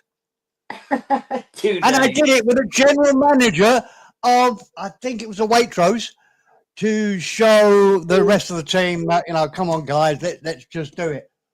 I was the best paid trolley collector in the fucking world. But yeah, I have got 2 days experience of trolley collecting, so I'm a bit of an expert. Yeah. Well, that's fair enough then. Yeah. Did you I know write any what I'm books on the talking subject or anything like that? Or Well, strange. Yeah, 2 books. And talk about trolleys to Clarky. Yeah, well, there we go. Yeah. Oh dear. Where were we Right, I'll anyway? tell you Stephen, just a quick offside. Did you vote today? Sorry? Did you vote today? No. All right. I don't like Yeah, it's either all of them, gone so I don't pear vote. shaped. It's all gone pear shaped in Canada. Why is Thought that? the Conservatives would get in, but no, Oh, it's okay. back to pathetic. Anyway, no, it's all right. I'll stop the No, politics. the voting in Australia, I haven't seen anybody I'd want to vote for. I mean, I just do an absentee vote. And I just couldn't be fucking bothered, Steve. You know, you got one idiot saying one thing and one idiot saying another thing. So what do you want to pick out of? You know, it's just fucking nuts to me. They're just Is there a they're just not general down to earth election at in all. None of them. Australia? You know, they're multi-millionaires and they're running and trying to run your country, running the peasants. We're all Oh, hazelnuts. all peasants. Cover them in chocolate and they are yummy, yummy. Sorry. Is there a general election in Australia today? Is there? I Yeah, didn't the know. big one. Yeah. Oh, I didn't know. Oh, let's see what happens there then. Oh, that's going to make a major global impact, isn't it? Really? Oh, yeah. It will because we're close to China and we can befriend China, Andy. So you better watch it up there. I like China. They make some really good products right. now, much better than they did 10 years ago. Now, BYD and stuff like that, and insured batteries, guaranteed lifetime batteries, and They're all the tech- fucking rice you can eat. I know. Their tech stuff is brilliant. It's now Yeah. much better. Even their cars now were crappy. back in the Yeah, day, but well, now you know, they're the good. West built it all for them. Now they can send them back in missiles. Oh, sorry, I should have said that's cynical. Well, just remember when the Japanese first invaded the British market for cars and motorbikes. Motorbike. Everybody said, "Oh, it's Japanese crap, Japanese Yeah, cheap yeah, metal, yeah. Japanese cheap." Yeah. Yep. Now what do I they got, say? I got, Most I got a- reliable motorbikes, Yeah. most reliable cars. Yeah. China Remember- will be the same. Do you remember a caveat for this one? Do you The remember old in the old fizzy days, 150, fizzy No. 50. That was a good motorbike. the Honda 250 was great as well. No, But- the fizzy 50. Oh, Oh, look, no, I have to interrupt now. I was waiting outside the pharmacist today, sitting in the car waiting for him to open, and 15 Honda 250s pulled up at the garage opposite me. A gang from Bangkok. What were a you gang! doing? What were you doing outside the pharmacist? Waiting for your methadone, or was it like? Well, yeah, Andy, you know, I was sweating. It was 11. I was there at 11:05. It said it should be open at 11. Terrible. But honestly, Well, do you remember- if you like Honda 250s, Oh, I they love were them. beautiful. I know. I had one. Bought it new as well. Where am I going with this? Oh, I've lost my thread now. It's all I your should have fault. written it Did I- down, man. did You I write things interrupt down. I you, write Jimmy? everything down. Andy. Hang on. I'm having a senior moment. Hang on. Turn the camera off. Right. What was I thinking? No, this was really cool. I was going to. Oh, never mind. All right. I interrupted you when you were talking about Honda 250s. Where were you going No, with but that? where was I going? Yeah, thanks for the thread there. I was talking about. Oh yeah. Do you remember in the old days when we were young? You get like toys or clothing, or whatever, and it was made in Hong Kong. And you go, no, we don't want that. We don't want that. Yeah. It was made in Hong Kong. Nobody wanted it. Nobody wanted it. You know. Yeah. So you see the way things are going now. Made in China. Oh yeah. I'd rather have that than the Dangle Inkfingle brand in America or UK. Oh no, I'll go for that China. Andy, can I add something cynical there? Who do No. you reckon Back in made 1 China? minute. Back in 1 minute. Sorry. Sorry, Who do you reckon made all these products and showed them how to make the cars and showed them how to make the umbrellas and not The much so West. much the umbrellas and they've shown them everything and now they're complaining about it that they're building everything and the whole reason the world did that was we're going to give them the goods, they can make the product and we can buy it back off them.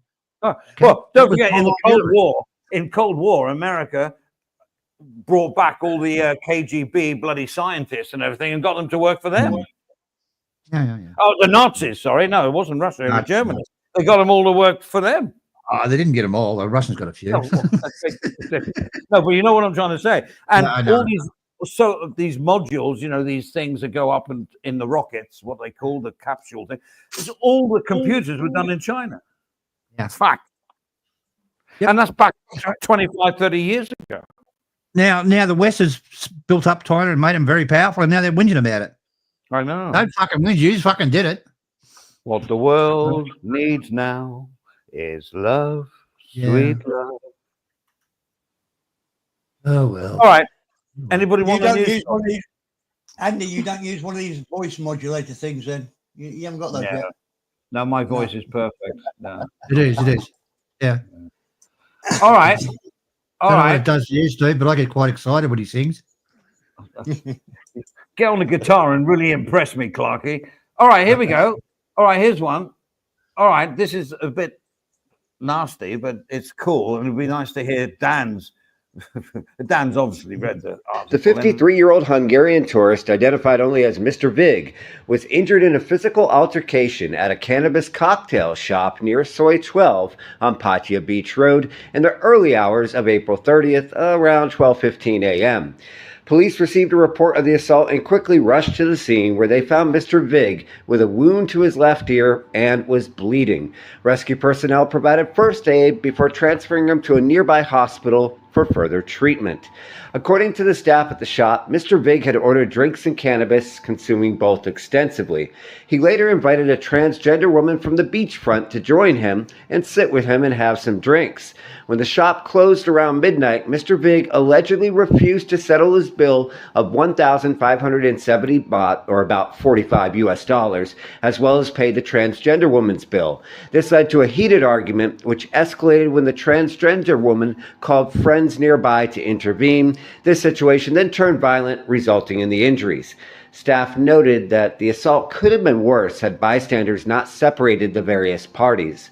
Now, the assailants fled before police arrived. Shop employees presented the unpaid bill as evidence and expressed frustration with Mr. Vig's behavior. Well, I mean, just tourists. That's a good story. Can I add something to it, because I love it. The great thing about that is it's a great example of how cool Thai police are. Whenever you see them in any situation, they look not bothered. There's no sort of aggression towards the guy that's doing something wrong. They just sort of stand there until they really need to intervene. Does anybody see that, or is it just me? You're 100% correct, Steve. The Thai police just look so cool. They don't look bothered about. Doesn't matter how big the guy is. Doesn't matter what he's doing. They just stand there. I mean, that guy that we were watching there, he's looking around. He's not bothered. He's thinking about what he's going to have for lunch. No, I think they're great. And I think that comes. It's just me. In all these videos I watch, I look at the police, and they just look so cool. You compare it to the American police, who are trying to. The American police are trying to show how tough they are, and they're the Show boss. us your hand. Show us your hand. Show us your hand. Yeah. Steve, that comes back to the authoritarian, that comes back to authority. That comes back to what Thailand is all about. Don't mess around over here. Don't. Yeah, but and that's what they've instilled in there. Sorry, I interrupted you. No, it's all right. But that's what they've instilled in their authority of the policing. That's over the years they've instilled that. Don't mess about with us. I bet if you looked at Dixon of Dock Green, our old police shows. Yeah, exactly. Then. Evening. Z cars. Yeah, Blackie.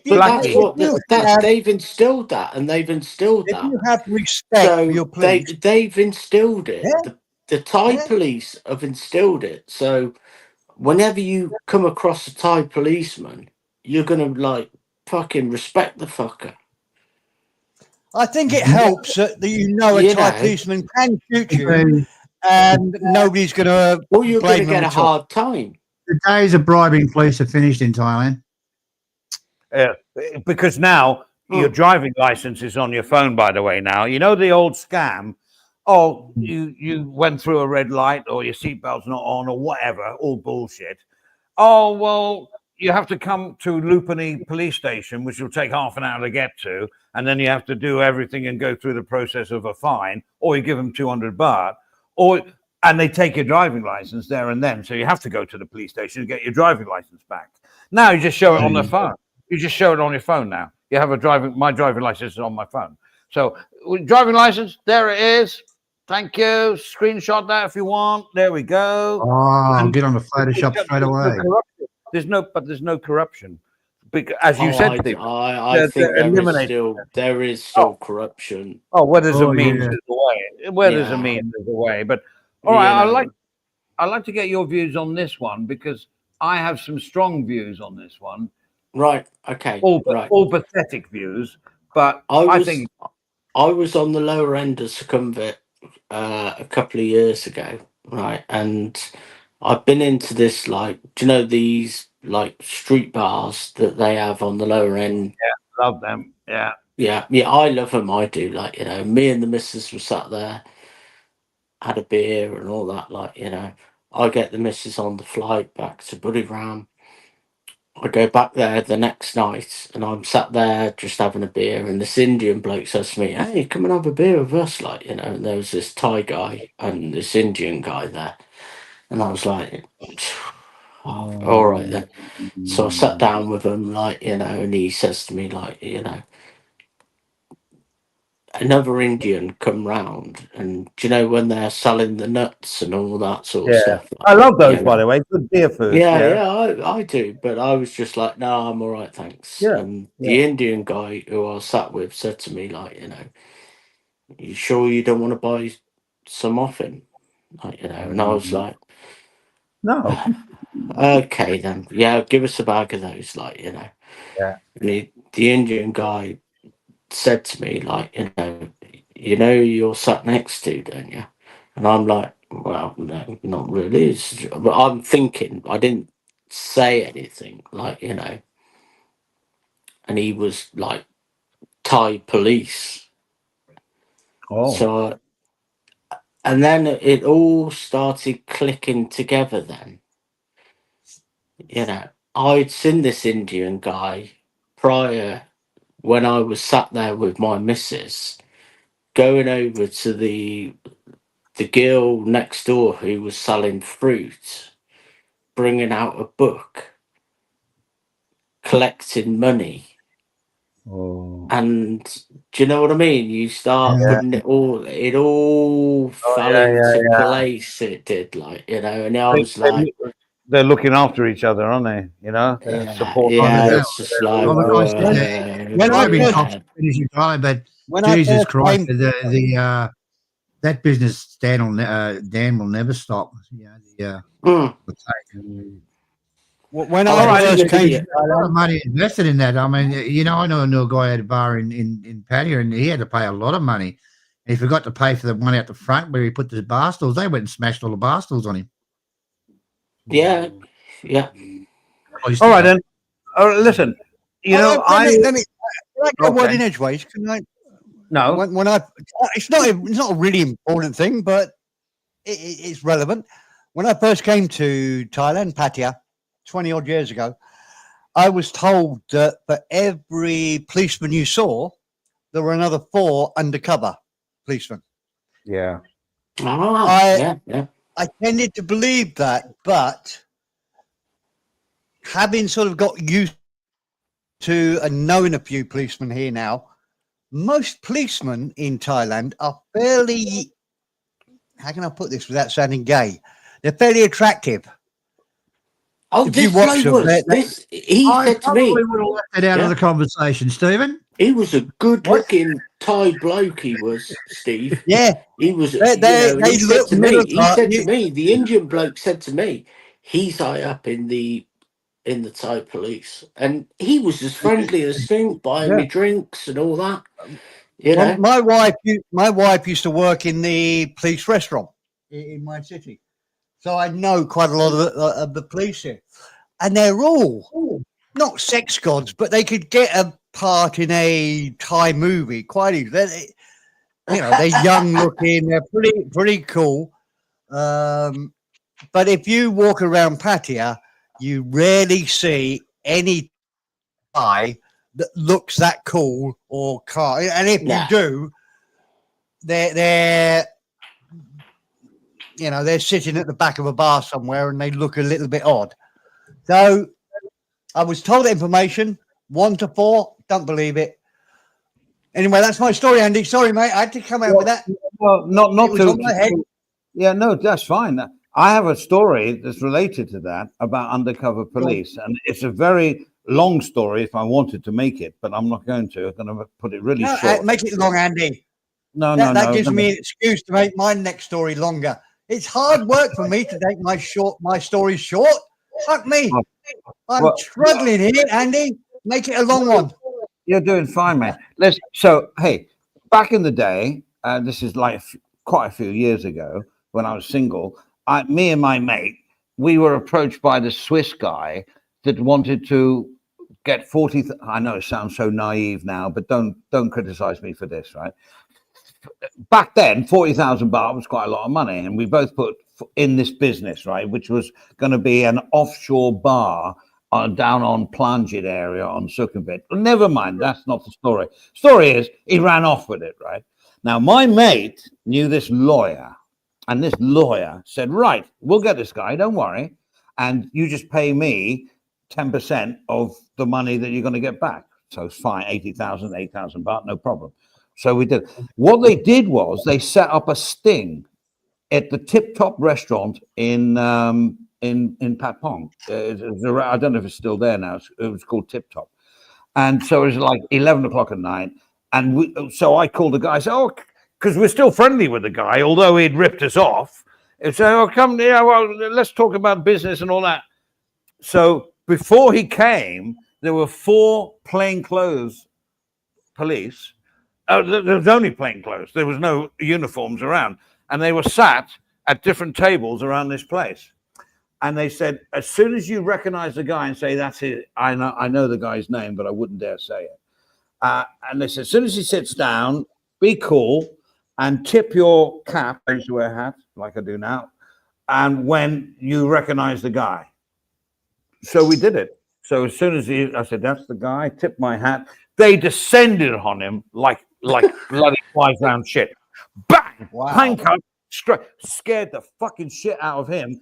I was scared as well, to be honest. They acted so quickly, and they were bang, bang, bang, and they were just in civilian clothing, right? So they took him to the jail, and they said, you can't get out until you pay these guys the money. He paid immediately, and we got our 80 grand back, paid the lawyer 8 grand, but that was undercover cops. Or were they on the pay roll? I have no idea, but they had the authority to scare the shit Andy, out. did you have no worry that the guy would get revenge on you somehow? No. No, he was an asshole, and we had much more sway than he did. So no, he was scared that we could have done it. He was impressed, I guess. He was impressed. Yeah, but he was. Yeah, I know. Shit, that's bad. I know. But I've gone into the deep end of the darkest parts of Bangkok here. I left it. I forgot it all, got the money back. I was happy. But my mate, he was in Thermes at 2 o'clock in the morning, and the guy was there that they had arrested, right, and all that. And he was bragging about, we got you, you fucker. They took him out and broke his collarbone, 2 ribs, and broke his knee. So he took it one step further. I was really happy with the outcome, right? Got me money back, everything. Yeah, you were wrong, naughty boy. But he took it one step further. So this guy was not dangerous, but, he was pissed off. And being insulted by my other partner at the time was the last straw that broke the camel's back in a way. So anyway, moving on. I reckon this is way out of order. See what you think. Alcohol consumption within national parks has been banned since at least 2020. And now a speedboat operator is learning about this law the hard way, as he was fined 10,000 baht following images that were posted on social media. Images of a group of tourists were posted online that showed them smoking cigarettes and consuming cans full of alcohol while swimming at one of the locations in Koh Phi Phi National Park, which ignited a firestorm of criticism from locals online. The backlash prompted officials from the Department of National Parks, Wildlife, and Plant Conservation to investigate. The incident took place last Wednesday at Ao Pile at Koh Phi Phi Lei, a popular snorkeling and kayaking spot.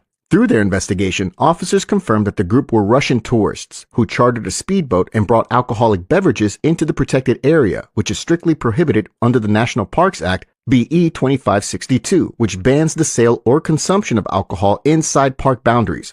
The speedboat operator involved has been fined 10,000 baht and has been banned from re-entering the park, according to national park officers. Officials are also working with Koh Phi Phi Police Station in order to issue fines against the offending tourists. Local officers on Koh Phi Phi also reminded all tour operators in the area on the law and the penalties for offenders.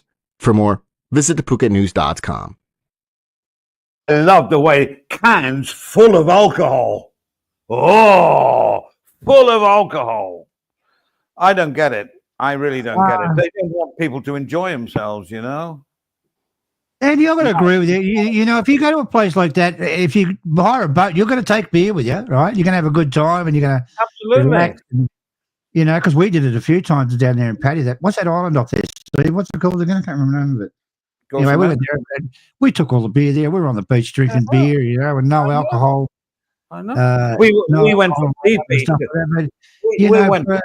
There's no sign saying restricted area, you know? I mean, fuck it. They were having a nice time. And, oh, yeah, you can't do that. You can't do that. They weren't hurting. Oh, people say, oh, drinking alcohol, it's a national park.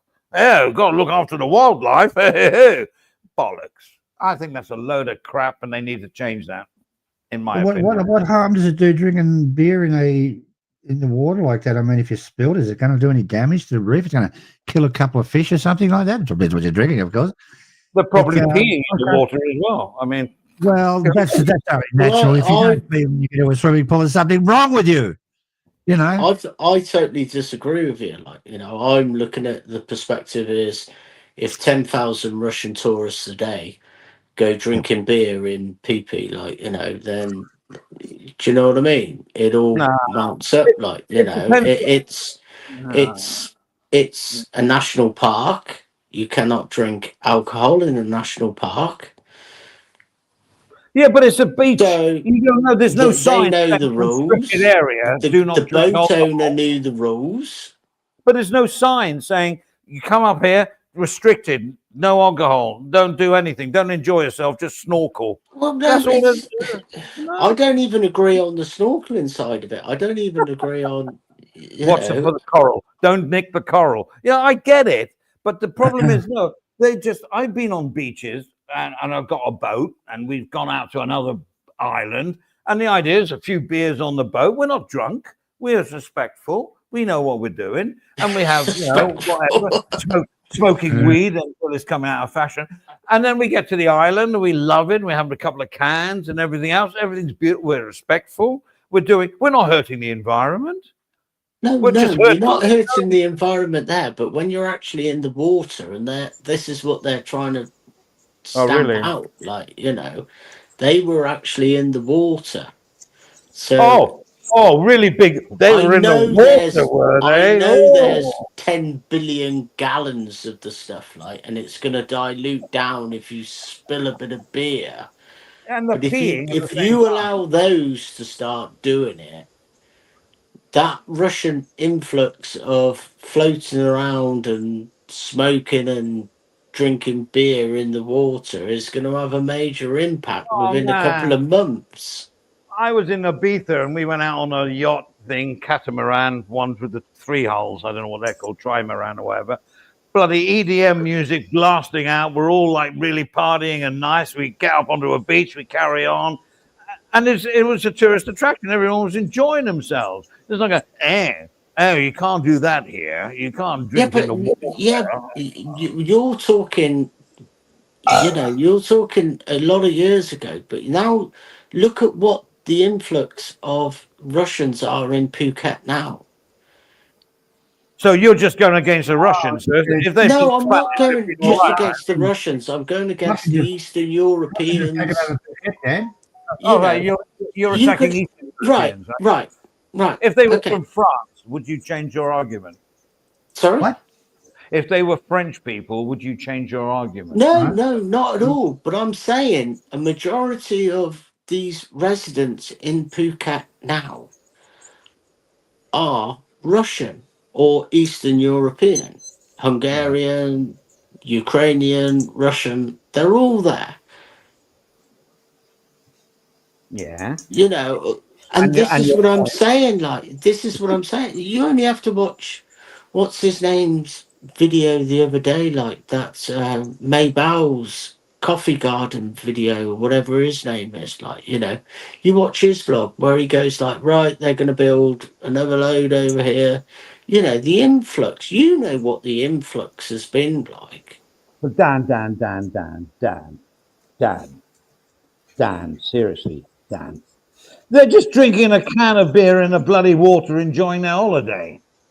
Yeah, I know that. But if 1,000 people do that a day, that'd be a great resort. It'd be humming, but it'd be there. That's what they're looking at. Look, people don't go there to go bird bloody watching, do they? Go, oh, look at the lovely nature. And oh, this is great. Don't step on the coral, which I agree with. I'm not trying to be like woke or anything like that, Well, but I'm just saying, woke, like, I totally agree with the Thai authorities on it. All right. No worries. No, I get you, Because, Dan. I get you. I get your side. It's good. It's a good debate. you know, I'm not being woke or anything. What's the next story, Andy? Eh? What's the next story? Get on to the next story. I want to carry on with this rant. Look, when I'm on a lovely golden beach, not stepping on the coral, I'm very wary of coral. I don't like all that business. And I'm off my head, off my box, being respectful, not hurting anybody and all that, having a beer and a vape and whatever else. But Alexander the fucking Russian, who's 20 stone, ain't going to think that, is he? No, that's a good point. It's a good point. All right, let's go to this one. This is a bit morbid and sordid, but it'd be good to see what you think of. A Chinese man has confessed to taking the life of a ladyboy in Pattaya after being arrested trying to flee the kingdom. Amid his claims that they fell out in his rented suite after she refused his advances. Reality is that housekeeping staff found her not only devoid of life, but mutilated to the nth degree. Initial post-mortem results showed that organs were removed. He claims that he didn't realise that she had in fact been born a he when they met on Beach Road, and that he paid a whacking 8,000 baht for adult services, which, according to him, were not forthcoming. His grim act began the strangulation and then was followed by the use of scissors to disembowel her. Quite the most revolting of crimes in recent history here. A check is now being done as to his history back in China while he remains in custody, and will do here until trial. Well, I think drinking beer in the sea. Yeah, this is like... somebody's got their OBD on. They reckon it was premeditated, right? We got an echo. Where's his not? Somebody's got an echo. We've all got echoes now. Mr. Siam. Not now. Hello, Johnny. Where's Johnny? I'll put him on the screen. Hang on, I'll have a look at that. Hello, Johnny. Well, it's all gone quiet. Yeah, I mean, that guy's obviously mentally deficient. Deficient, is that the right word? He's not all there. 8,000. It was premeditated. Like, he got all the stuff first. Wouldn't you buy a knife or something instead of a pair of scissors to cut somebody up with? I'm not an expert. I don't know. Probably a saw here and there, maybe even a chainsaw. It was probably handy, not on the fridge where you get all your Nescafes and all your little creamers and everything with the kettle. It's probably a pair of scissors there. So it wasn't premeditated. He just... Well, they reckon it was, but yeah. Fucking idiot. I think he's going to another get. thing, I think he he's. reckons that, as a lady boy. Okay, so I think, I'm not sure, but I 8,000 think the local thing for girls down there in Pattaya is about $2,000 for the night or something. Why would you pay a girl 8,000 baht for the night and you didn't know it was a lady boy? You probably want a special. That isn't it funny? Cut them to Stephen, fucking that was the pieces. thing that hit me on that news story. Although it was a shitty news story about horrible things, disemboweling and whatever, the first thing that came to mind was 8,000 baht. What was he expecting? That's the first thing that came to my mind. 8,000 baht. Oh yeah. Where did the fucking scissors come from? They're not in the rooms when you move in there, and you're not allowed to bring them on a Oh plane. no, So he what went would you out do and with bought. fucking scissors? They've got Whatever. evidence of him going out and buying them, Clarky. Oh, the scissors, but I Yeah, mean, Dad, yeah, they've got why all would you that buy evidence. scissors? Why would you buy scissors? Wouldn't you buy a knife or even a meat cleaver or something, or a chainsaw? I reckon they're going to give him the death penalty. He'll get the death Oh, they have to. penalty, They have to. and the That's a sick fucking Chinese thing he did. will allow the Thai authorities to carry out the death penalty on him. Oh, okay, question, Dan. Do you think he'll be extradited to China, or they'll sentence? No. I think what's going to happen is, like, because it's such an horrific case. They reckon he was cutting out a vagina with the fucking scissors, and What was it? Had a penis, didn't it? Well, yeah, whatever was down there, like, Yeah. But I think he's going to get. He's He's going to be sentenced to death, and I think that the Chinese will say yes, carry out the death penalty on him. Dan, the Chinese will wipe their hands of him. I hope he washed his hands. Sorry, John. Yeah. I actually think if you look at that, he was mentally disturbed. So that'll come into his plea, and Thailand's not going to put him in a mental hospital. They just put him in a container and send him back to China and say, "See you later." No death penalty here. So, there is. Well, they'll just say, "Don't come back." Yeah. But don't forget, this poor lady, man, had a family. What are they thinking? Well, they'll be saying, "Where's the 8,000 for a start?" Exactly. I know. And where is compensation? Apparently, she was quite a clever person who built the house, a home, and everything like that, and was quite. Oh, really? Oh, you know the backstory. Yeah. She was the main breadwinner of the family and all that. Yeah. Well, that's often the case. She built the house back in the village and all that sort of stuff, and she was quite a. And he was just quite clever in her life, and making money. Industrious, Dan, very industrious. Good point. Was he a tourist? I guess, right? Yeah, he was a tourist. Well, the new digital system will get rid of all these people. Exactly. You sure he didn't work on that tower in Bangkok? But they're saying, because of the mutilation that happened to it, are you sure nothing has happened in his region where he's coming from to the Chinese authorities? Have you investigated this guy? That's a good point, Dan. Yeah. Because you don't just do that. If he can do that horrendous act, they reckon he cut her implants out, then cut the breast there's implants a good chance. out. There's a good chance he's done it before. Yeah, and this is what the Thais are saying to the Chinese, and this is why I think that the Chinese will say, right, and I reckon the Chinese will probably have something on him, and they'll just say, right, you either give him the death penalty or we will give him the death penalty. He has a record, right? Did you say, Andy, that there wasn't a death penalty? I thought there was still a death penalty here. No, well, there is. Well, no one's been executed here for years, so you tell me. Actually, I remember back. Actually, I remember back probably 10 years ago. Around but there might be a couple that happen, Andy. Sorry, Johnny. There might be a couple that happen in the near future. You could have this guy, and you could have cyanide. What's her name? Susie. Susie, yeah, you could have cyanide Susie that are executed in Thailand. Yeah, they did. Thailand actually put on worldwide media, whatever, for or a hangman or hangwoman or hang person or whatever many years ago, and you know the criteria of it, you know, because you've got to know your weights and measures and all that kind of stuff. But that was I remember doing a story on that years ago, and I thought to myself, shit, a bloke should apply, because they don't do it that often, so you wouldn't be too busy, would you? But realistically, the police will have to be a cut above the rest to get to the bottom of this case.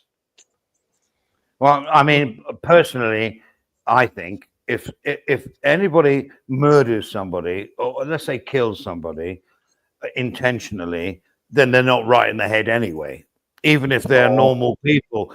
But because that's like a big extreme of ending someone's life because of your Eye for an anger. eye, tooth for tooth, Andy.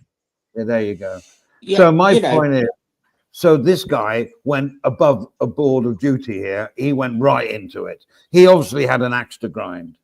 He was obviously pissed off that she was a boy, not a man, not a woman. Yeah, but he's bad.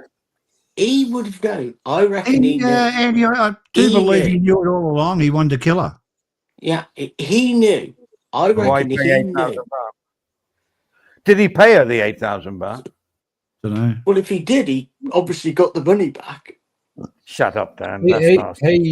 He probably checked her and saw what the blood group was, and see if he had a sale in China for a matching parts. You never know.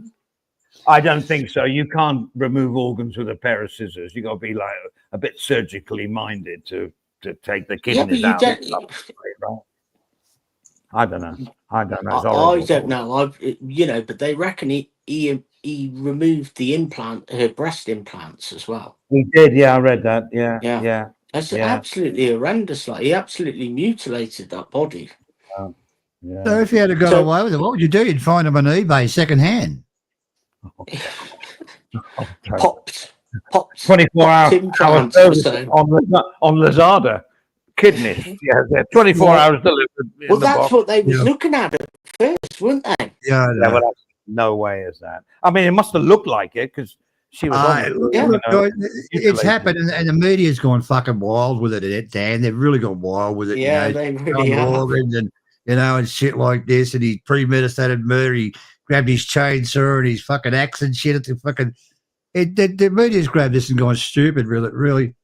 The same with the cards. What do you call the entry card before you? What are the fucking stories coming out? Oh, but anyway, he's a nutcase, and he deserves to be executed for what he did. And China will wipe their hands of him. They don't want nothing to do. And it really doesn't matter what country he's from. He's a fucking sick fuck. Yeah. Yeah. So that doesn't necessarily deserve to be executed. It's not an eye for an eye in this case.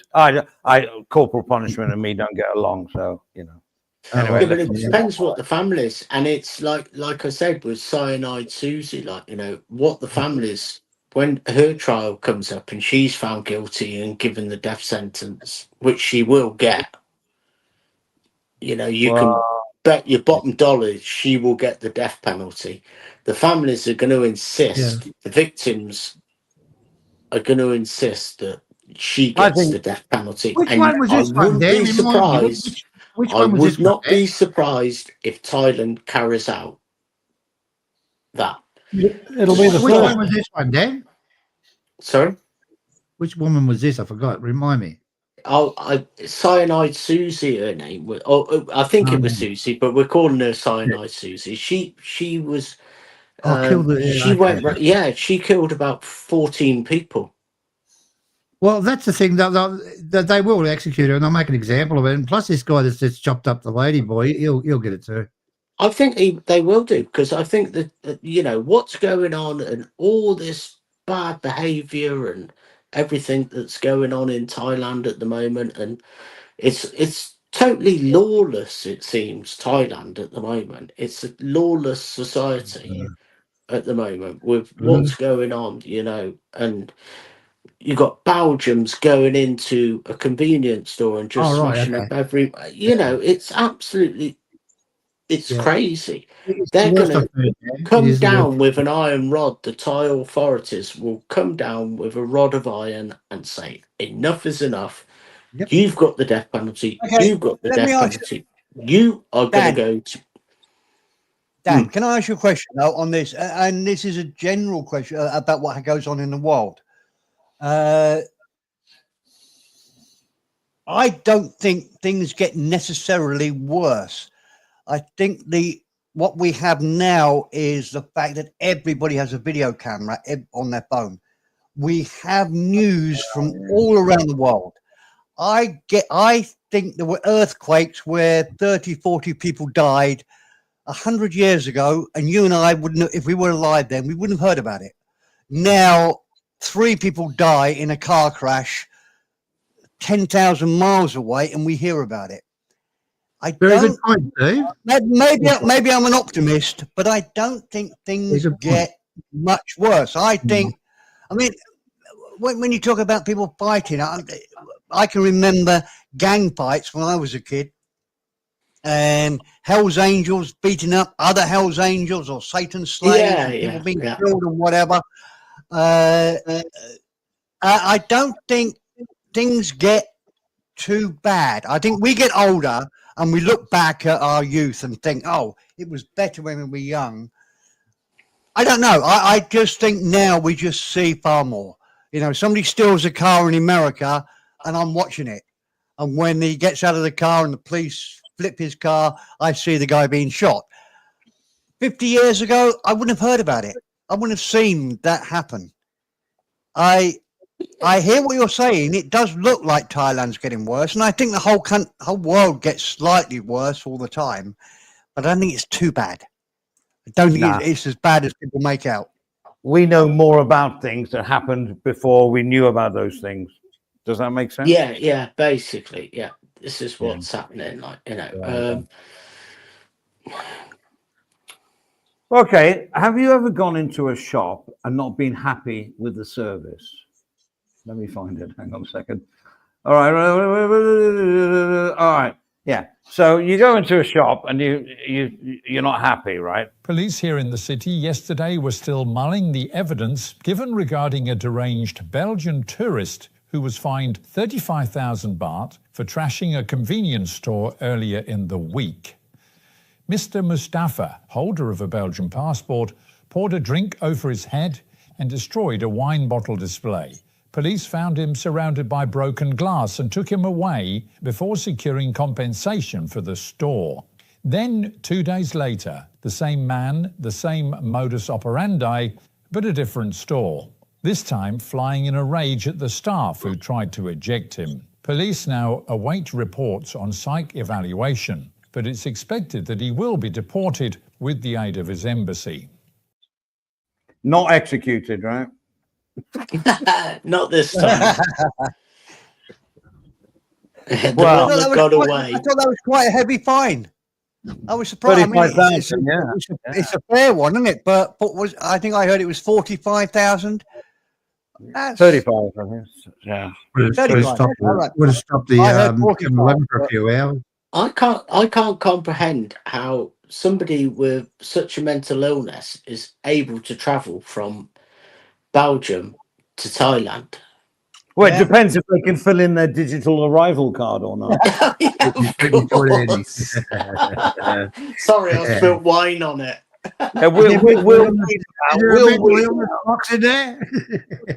You know, I cannot comprehend how, like I said, you can, like, right, I'm in Belgium, I need to get to Holland to get to Schiphol Airport. I need to get from Schiphol Airport, right. And the Thai Air or the airlines, you know, because I don't know. Dan, it's a very good point. I mean, it takes a bit of organising, doesn't it? To go from UK to Thailand, it takes a little bit of thought, a little bit of understanding of how the world works. Yeah. You know, on that card it says purpose of stay. Do Do you know what he wrote? I'm going into a convenience store. I'm going to smash up the place. Okay, you can come through. Yeah. You know, I just can't. I think he's got an enabler somewhere, Dan. Somebody has paid for his ticket. Maybe somebody's been looking after him, relative in Belgium, and said, "Right, I'll tell you what we'll do. Whatever it's called. What's a good Belgium name? Steph. I'll tell you what we'll do. We'll send you on a journey to Thailand. Look, I'll show you the pictures. There's where you're going. I'll pay for the ticket." Now, he's got an enabler. I think the trail needs to lead back to Belgium, whoever he was staying with there. It's just, honestly, Dan, although it sounds like I'm joking, I'm really not. Your point about it's quite tricky to travel the world, absolutely right. If you're mentally unstable that you're going to go into a local shop and smash all the wine bottles, how on earth are you mentally stable to be able to transit through Schiphol Airport into Bangkok on a flight for, there's something not quite right here. Yeah. Well, and it goes deeper than that, Dan. You've got to arrange the flight. You've got to book the flight. Yeah. You've got to have money to book the flight. Yeah. Hotels. Hotel. Dan. Maybe his carer did all that. That's what I'm saying. I think it was. I would trace it back. I would find whoever's looking after him at the moment. They are responsible. If he was staying with an elder sister, mother and father, older brother, or just a carer, they're the ones that arranged it all. They knew it was going to turn out wrong. Yeah. And in fact, I bet that carer is in Thailand. Fuck's sake. He's not the first person from Belgium to pull a wobbly in Thailand. I like the use of wobbly. Nice one. Well, it looks like he tried to buy some alcohol, and they're not allowed to sell him alcohol, so he decided to throw it all over the fucking floor. Yeah, he tried to get alcohol before it was allowed to be sold. That could be the case.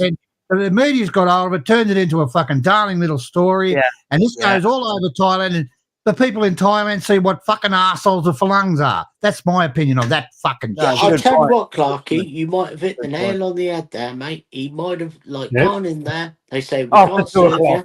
After 2 o'clock, yeah, in the afternoon. Can't all the way to the fucking airport, not with a taxi. I have to say this, unusually for Souths is actually right, but it's been far too serious for you, mate. Everything I ever put in here, you joke about. But yeah, he's probably absolutely 100% right. But the real part about he's a manic depressive that was probably okay until it turned wrong. Is he forgiven? We're only having a joke, mate. I'm amazed that you bit on that. But you're right. You're 100% right. The police are at fault. The police are at fault. Hang on, one at a time. Go on. Now, I'd say the police are at fault. The first time they should have, locked him up for his own thing, or taken the money off him for the compensation, give him a bit of poetic justice, and then said, watch out the next time round. He wouldn't have gone into another store the next day and done the same thing. Yeah, but you see him on a stretcher. He's strapped to the stretcher in the hospital. No, I saw that. I mean, what happens if that guy took a ladyboy for 8,000 baht and had a pair of scissors? Well, obviously he didn't have any wine to go with it. Yeah. No wine, no dine, no cha-cha-cha. Yeah. Yeah, the leading their way, aren't they? 35,000 baht for the But he more than that's a lot of bottles. Yeah, I know. He must have smashed them all then. The one thing, I think the real one thing where Clarky did hit it on the head, it's all over the Thai media, and it just makes foreigners look like pieces of shit. I know. And that's what I take offence to. Yeah, absolutely. And me too, Johnny, because there's 95% of all tourists that come over from all nationalities, even the Chinese and Russians, I have to say, that act respectfully. They are happy to be a visitor and invited into a country and they act accordingly. But that odd 5% gives everybody a bad name. So, but the press jump on it because it's like clickbait, isn't it? You know. So Yeah, It's a bit similar with Muslims. Andy. There's only 1% that want to bomb planes and stuff, but Correct. we all judge them, don't we? yeah, most Muslims can't I'm spell the joking. word. No, but most Muslims can't spell the word jihad. So it's a thing for 1%. No, I agree. No, I agree. You may have been joking, but it's true. Rotten apple, spoil a Don't barrel. be joking. You know, but No, the look, thing is, Steve, you don't see this sort of stuff in the West, though, do you? No. Oh no, What never. The Christian organisation, the Ku Klux Klan, they were a good bunch of guys. I know. Yeah, we don't take cars. We don't drive cars. We don't drive cars into a market and kill a few pedestrians. We don't do that over here. No. The Ku Klux Klan were just a fine, upstanding religious organisation. I wonder if at home do they have any bed sheets without any holes in them? Think about it. You take time on that one. That would be good. That would be a great scene in a movie, an older movie, going down to the south. An innocent guy who stays in a B&B, gets into the bedroom, and there's little holes in the bed sheets. You got it, Stephen. You got it, mate. You got it, Steve. It would be so cool. I know. All right, look, I've got a news item here which I have no idea what it is because I somehow missed it. But let's give it a go. We can always shut it off if it's no good and blame Clarky. All right, here we go. The 53-year-old Hungarian tourist. We done that one. I'm sorry. Yes. Yeah, I'm hungover as fuck. So. All right, here's one. Does Pattaya And need taking a pee will be a lot easier for tourists in Pattaya, where to date, public toilets have been very few and far between. Despite many businesses allowing the public, if they ask, to use their facilities, a lack of conveniences along the promenade has led to many emptying their tanks in any hidden area, such as alleyways and shop entrances. That, though, should be alleviated now, as luxury mobile toilet facilities have been set up close to Walking Street and will be in other areas too. Oh, that was very. Can I go That is first on a this? brilliant idea. Can I go first on this one? Go on, Dan. There's nothing worse, Stephen, than being in a bar, having a piss in your bottle, and mixing your bottles up and drinking your own piss. I think they're great having them things there. Oh, Stephen, you're outrageous. Most of the bars What were you going to say, Dan? Dan, you had a point. Yeah, go on, Dan. Well, unfortunately, the visa agency and our advisor, is down next to Cheap Charlie's in Soy Bacau, and my missus hates going down there, because she always says to me the whole place stinks of piss. So that's my story, and I do agree with her. It does stink of piss. A lot of it comes up through the gutter system, from stagnant water. I do say some of those sewage pots are empty. No, Stephen, it is your line. The one thing, Dan, is I think I have a relevant point here to bring this conversation all round together. Reason I love this idea, and I think they're quite expensive. I mean, a camper van in Thailand costs an absolute fortune because I've looked at the prices of them and they're just ridiculously expensive. That looks super. There's a lot of money being spent on it, but I love the idea. I see the air conditioning in that. See the air. Oh, everything about it is beautiful. But if they've got air conditioning, you're going to like how I work this back into the conversation. We're talking about service. How Thailand's service is great. Yeah. The worst service in Thailand is at the pay-to-go toilets, where you have the most miserable woman working there, almost throw the money at That's you. right. You can tend that. They are miserable. They're on a really good winner. They just sit there watching TV. They used to watch it on I can remember when they used to watch real TVs. Now they just sit there on the phones. They take your money, don't look at you. They you can have a couple of tissues to go and wipe your bum in the shitty toilet. They're not showing toilets like you've just seen on there. They're horrible toilets, but they're charging $5, $10. Thailand is really bad at that. Unbelievably bad at that. It's better to go to a bar that you know, and often you'll go to a bar that you know's got decent toilets. Now, actually, I drink in a bar that's got shitty toilets. But is that the one you fell over? They were terrible. And you know that you have the big can of water, the big sink bath of water. Yeah, with a scoop. They've got Plastic. they have fish in there, and I like that. I like that. But look, that's beside the point. Oh no, I love I've got a question to you. Is the said toilet the one you fell over in? No, you've been there, Andy. It's the market bar. Nothing to do That with toilet in there. Oh yeah. Oh, great bar. 80 bar from largely. It's a great bar. It's the best bar, in my opinion. But the toilets, unbelievably bad. But you have to go through the kitchen, don't you? Yeah, I remember. You go through the kitchen, and then it's the second door on the right. The first one is like a utility. Well, no, there's two on the right, two on the left. You have to maneuver around the 2,000 old Coke bottles. Yeah, and the chefs. There's a couple of people cooking. Yeah. I remember right. Hey, I've got to leave, but thank you very much. Clarky, Mr. Perrin, Mr. Siam, Andy. How you doing? Guys, take care, and speak soon. Thank you very much. Yeah, don't be a stranger.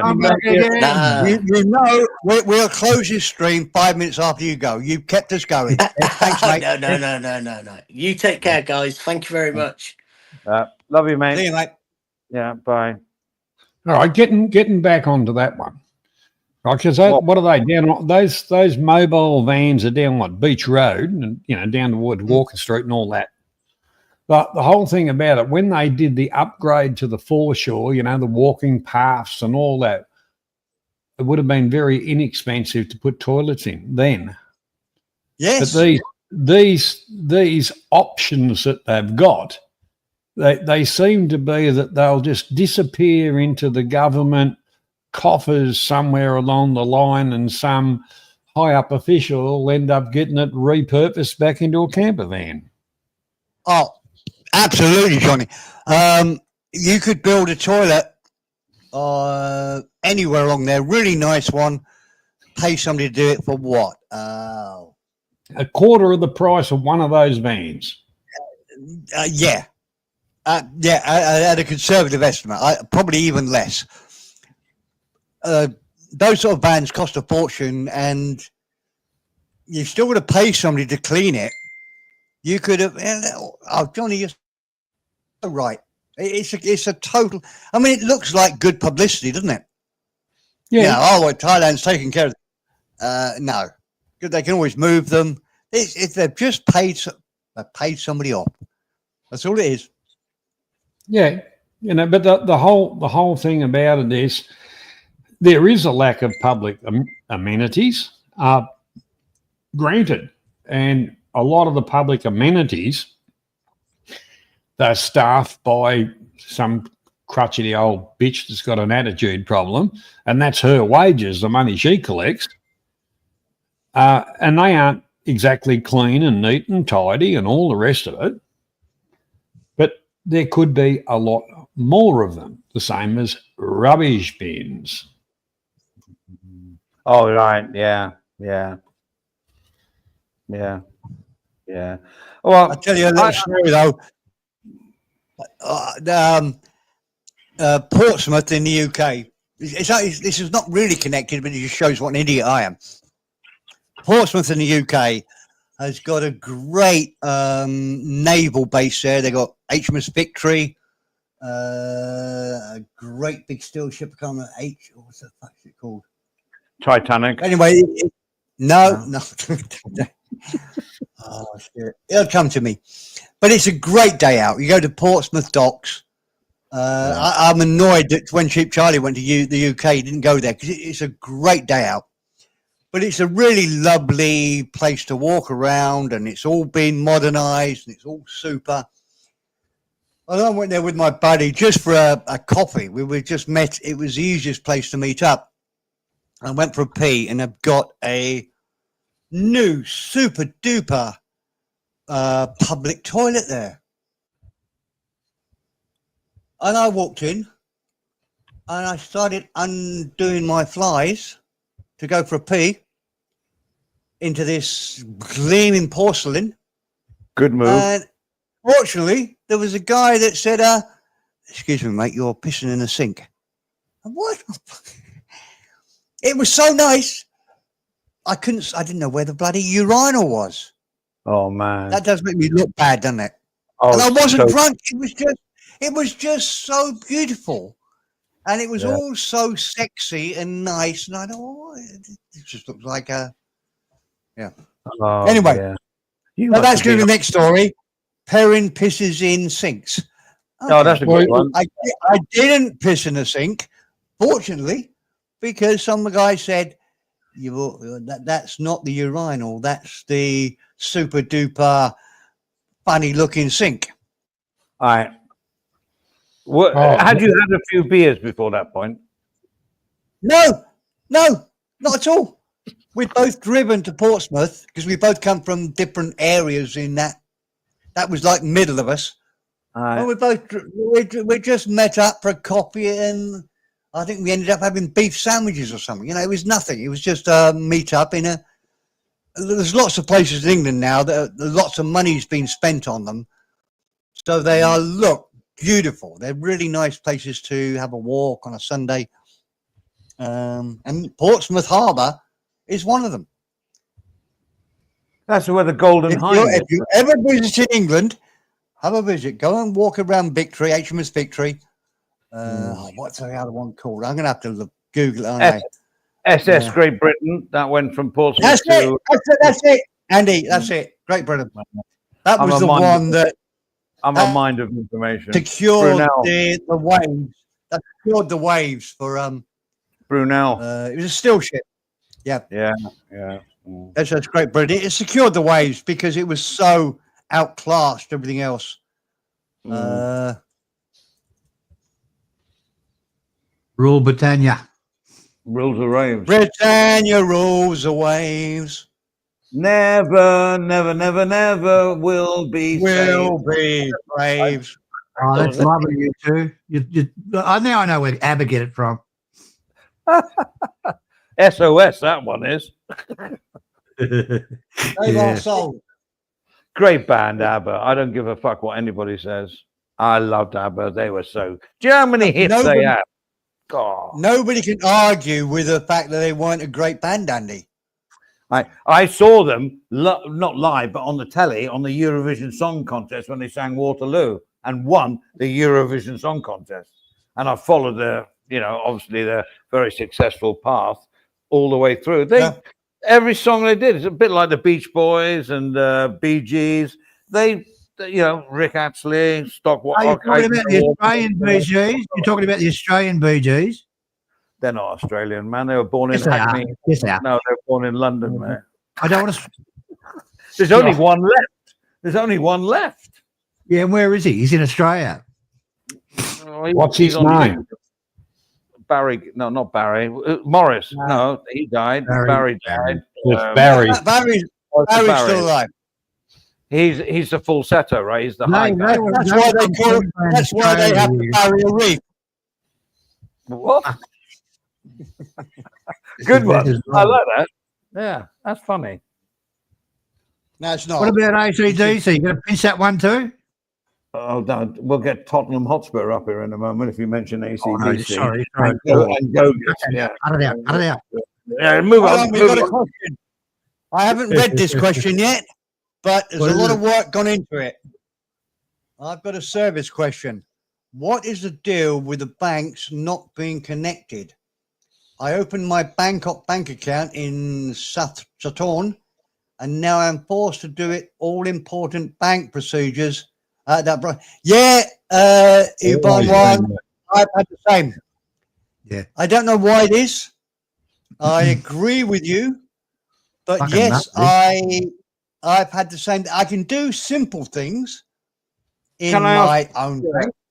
Sorry to interrupt, but it's important though. What is an important bank thing to do? It says important bank procedures. What's important? Well, the thing is, actually, on this one, last time I was over, although, you know, did stuff at the local branch, and then I got a thing from the bank saying, you know, you've got to go in and you know, your ID and all the shit that you've got to do, and I went to the branch in Bung Bo, and was no problem because you know this. Now, my question is though, what is important bank business? I mean, I transfer electronically a lot, right? And Joe wanted his passport information, so you should be able to go in. Bangkok Bank's a little bit different to some of the others. Really? Oh, yes. All right, because my Capricorn Bank, when I got my new passport, I just went in there. Not that they would have cared. I could have still used all their services, but I just changed it over, and it was literally a 2-minute affair.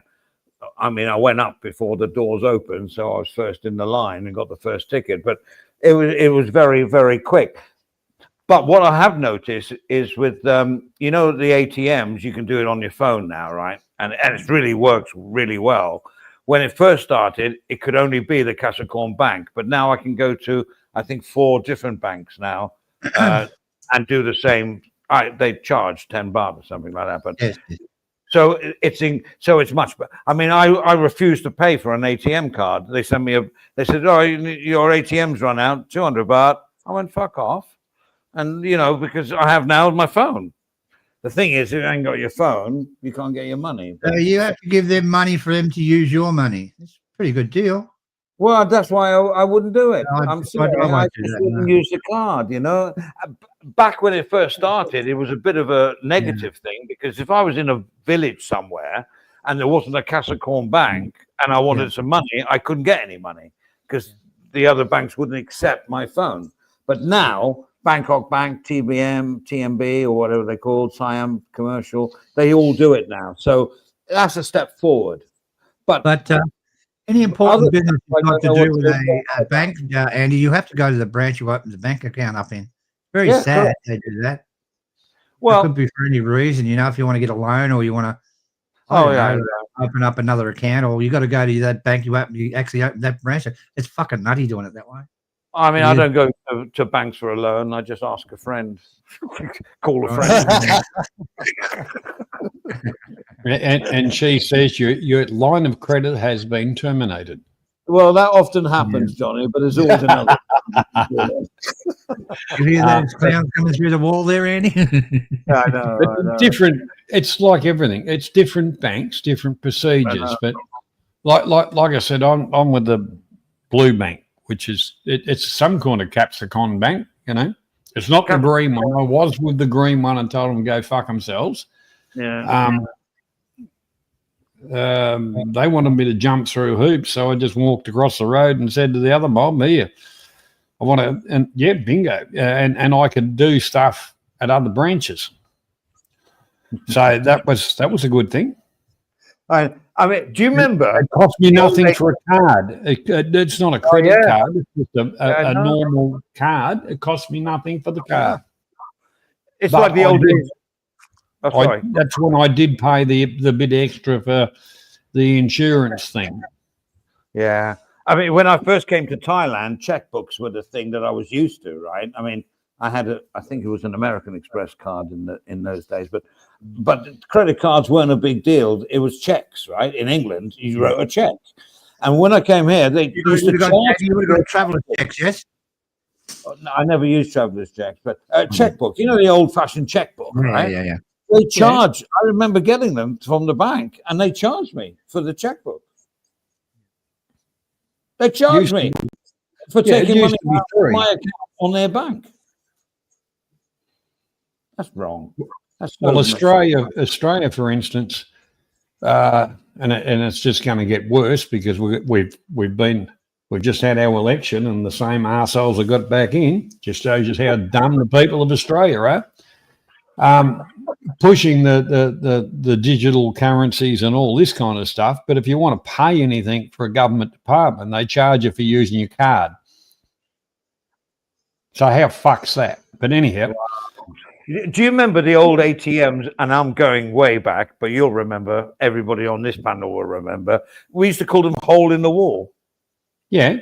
Was that an Australian thing? Oh, okay. And do you know what they used to do? The National Westminster, which was my bank, I'm going back many, many years now, right? But they would give you a packet of £10 was the only thing you could take out of it. And it came out in a packet. Like you had to sort of tear it open. It was a £10, go to the hole in the wall and you get your £10. And you weren't allowed to do it, I think, once a month probably, and they wouldn't allow you to do it. That's how, and now look at it now. You know, Andy, you've totally lost me. Say that again. What? You went to the hole in the wall. You did. They only dispensed £10, and it was in a packet, like a pay packet thing, and it would come out as it would do because you wanted it. What 10 individual pound notes? You're saying? Well, it was a 10-penner, or I don't know, 2 5s. I don't know what it was, but it was in a packet, and you tear the top of the packet open like you would do coffee or anything else, and you take the money out. That was the hole in the wall that I experienced back in the day. Never experienced that. Never. I'm a bit older than you. Well, not in looks, Andy. Mentally, yeah. But no, I can't see how that would work. Are you sure you're remembering it? This isn't just one of your episodes. No, you just had a bad dream. I'm not having a senior moment, and I will actually Google it now. Talk amongst yourselves. No, Andy, you don't need to prove it. It's just in Australia, Andy, they gave us real money, not monopoly money. And I think it was $100 was a withdrawal limit back when they first come out. No, I don't remember that. I can remember my first credit card limit. It was £200. Barclays Bank, £200 credit card limit. That soon went up. The way to get ahead in life, Stephen, is to get rid of the credit cards. Yeah, I did that about. I got rid of mine many years ago. Yeah, me too. Yeah, fucking things they are. But look, when you're young, it is useful to have a credit card. No question about it. Got money burning a hole in your pocket. But, it's quite nice. Hold on, we've got Coco Road. Welcome, sir.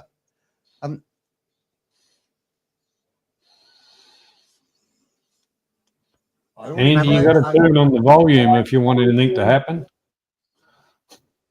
All right.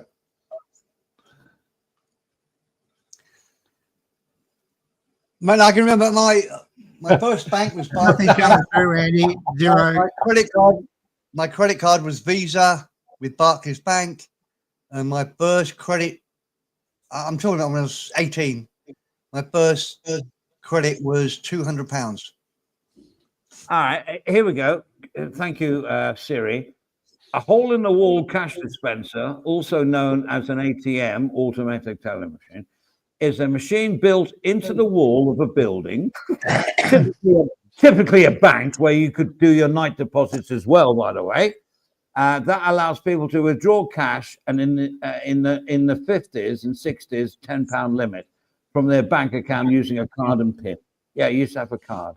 The term hole in the wall obviously refers to its physical design. Yeah. There's pictures of it here. Oh, yeah. And there's telling you £10 limit. Yeah, I don't remember that. £10 limit, yeah.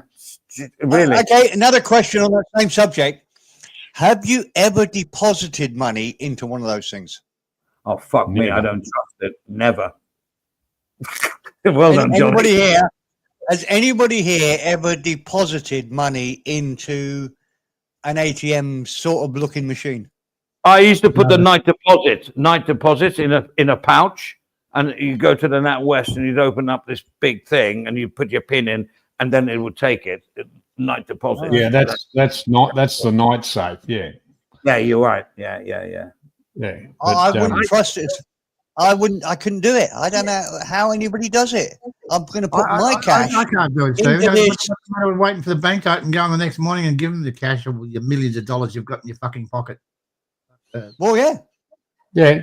Your submachine counter or something makes a mistake, or it jams up and all your money goes flying all over the floor. Or Coco, by the way, Ubon is a good mate of the channel. He's cool. He's a nice dude. It's Joe using his wife's bloody thing. His thing. Yeah. He's a cool dude. He's fine. Okay. The hole in the wall around this area, it used to have a very interesting past. I think they put the ATMs in where the boys had come out the night before. All right. Everybody was in construction, and somewhere in had extracurricular. What is it? Extra curricular. Those kind of activities. And you do know the other one. There's some interesting characters around here, like a worldwide bloody court case of beef Wellingtons and mushroom sauce. Yeah.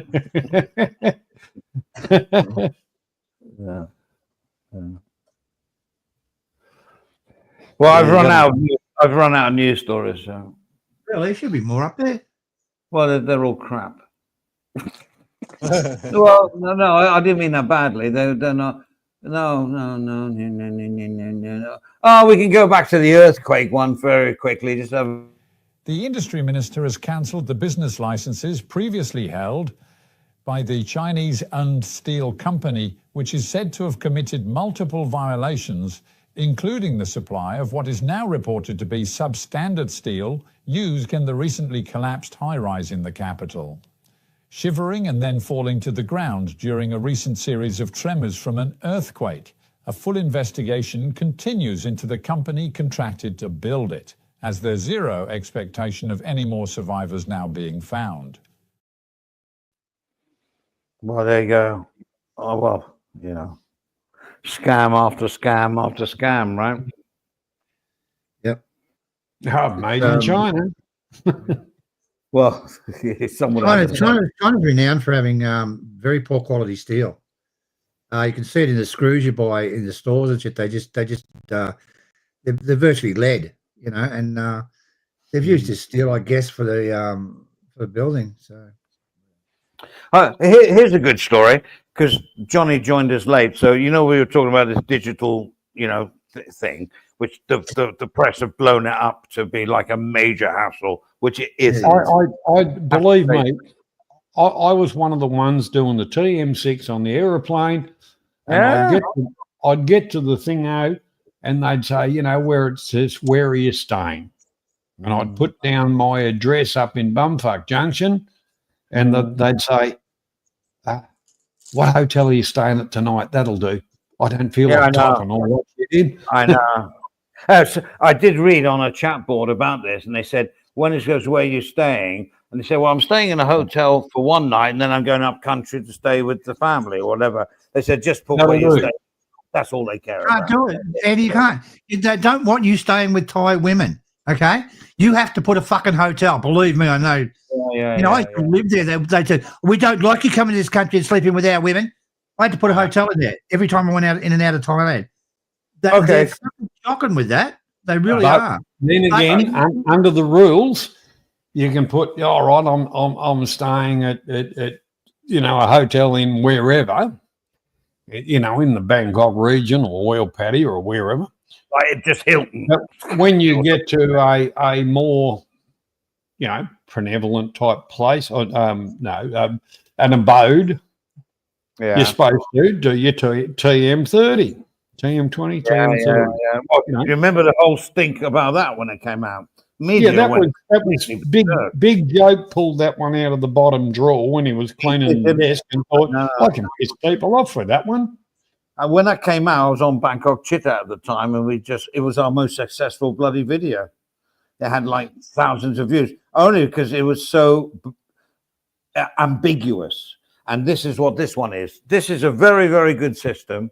And as I say, when you apply for it, even in the queue when you're going in to immigration, you'll get instant reply. But here we go. This is typical what people do. Let me find it. I'm really struggling there. Okay, and all right, listen to As this. the Thai digital arrival card system went into play yesterday for the first time. So a quick look at what it is, how it works, the fake stories and the fake apps. The system did go into effect without issue yesterday. Users on their phones, tablets or computers reported a speedy response over the previous few days, and those arriving in Thailand, land, sea or air entries were able to use computers or their own phones minutes before going through customs. The 3-day rule, previously reported as requiring visitors to apply at least 3 days before, is actually the reverse. This is the state recommends applying within the last 3 days prior to arrival. And the approval is sent to your phone or PC in the form of an email, so can be either shown on arrival or printed out prior. Back-to-back travellers who bypass regs by leaving and returning on the same day have so far been unaffected, but, and it is a big but, that's expected to become a very heavily regulated issue in the near future. The government app is free of charge. At least one fake site is offering the service, claiming to be the legitimate site, but for $10. The application and process is totally free, and those scammers are being tracked by Thai authorities to remove them. That's Thai entrepreneurship at its very best, right? Yeah. It's only been in for 2 days. In that report, now, and mind you, they said you can apply up to 3 days prior. Yeah, yeah. It didn't say you have to apply 3 days prior. Yeah, I saw that. I know. But now they're saying do it at the last moment. Do it at the very last moment. Don't worry. If the plane's got Wi-Fi, you can do it before you land. But just in the queue. That won't be Thai Airlines. Anyhow. I know, right? Yeah, don't get me going, bloody Johnny. Don't get me going. But anyhow, the thing is, I don't care. You know, as much as it might piss us off or whatever, that's a condition of going into the country. And if you want to go there, you want to, do whatever, you've got to jump your hurdles. If you don't want to be there, stay in your own shithole. And this sounds very strange when I say this, but I say it with full confidence. I've researched this. I've thought deeply about this. They've done it right. They've done it right. The software is like excellent. I've heard you on your phone or whatever you want to do. It's there, and you go, and it comes back immediately. Green tick. You're done. And you with a QR code, or you just show them the email. But it's instant, and that really impressed me. You know what I'm saying? I can order a burger with that instant. Like it's quick, very, very quick. Which has to be right. Has to be like that, otherwise it would fail. If you go back to the days, you walked up to the chap in the booth. You said, "G'day, mate. How you going? How they hanging?" Give him your passport and your TM6, and he had a look at that. And he had a look at that, and he went, "Welcome to Thailand," to stamp your thingo. That was it. Now you now you get your passport. They scan your passport. Do the fingerprint. It's if you got something to hide, well, that's where the problem's coming to it. But for the honest type of people coming in and all the rest of it, it's realistically the TM6, and I think the reason they brought that back in is to track tourism, where they're coming from, Data and collection. basically how long they're staying, and kind of whereabouts, are they going. But you can write, like I say, hotel, whatever. But if you follow the regulations as you move around and things like that, if they're a bit dodgy in the hotels, people that own them from a different country, a darker continent, they don't do the paperwork right, or the dodgy ones don't do the paperwork right, because they just pocket the money. Because if they do the paperwork right, then they've got to pay taxes. But Johnny, the important thing is, probably the most important information on that card is your name and passport number. That's it. That's all they really want. Because they'll be scanning your passport anyway. They always scan your passport, your fingerprint.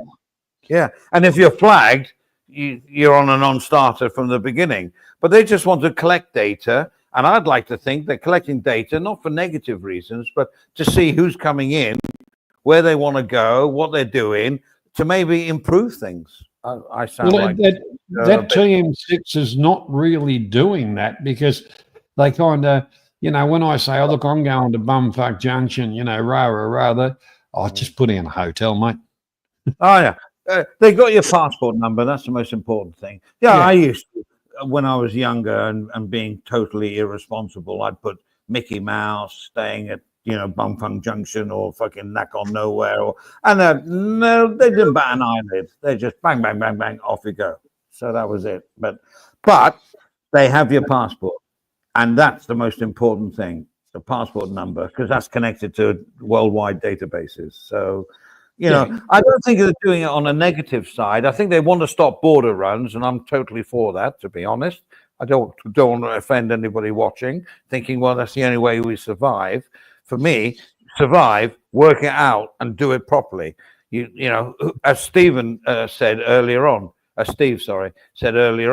who wants to go through every 30 or 60 days or whatever it is to have to do it to survive, to come back and live your life? You may have rental accommodation with all your stuff there, and you get denied, you're out. And I couldn't live like that. I'm sorry, but there's a way to get around these things if you're legitimate. Legitimate is get the right. Yeah, that's right. Get the right stuff, and But even at times, Joe was saying his marriage visa thing, 400,000. It used to be only 200 in the bank. Yeah. I mean, Nescafe said, I'll read it. It says, there's many broke bums in Asia. Now, I've got nothing against bums and all that, but they should bum in their own country. It's what they do. They're living a pipe dream, on a thread. I couldn't personally live like that. I'm sure everyone on the panel here couldn't live like that. I mean, it's too much up in the air, right? How can you, what's the word, establish yourself and make something of yourself and do something yourself and be yourself if you're illegal? It's illegal immigrants, I mean, that's what they are. This platform and absolute drop kicks and whatever, everybody's an expert, and they're talking about different countries and whatever, and send me $24.95 and and I'll have a private consultation and tell you how I did it and all the rest of it. It's been a money-making thing for a lot of years to a lot of bums. Pieces of shit that actually are spieling bullshit to others. When it's all there, that's when I first started off on YouTube. It was destroying all those bastards and putting all that information out there free. Because as all they were was social parasites and giving people the wrong information.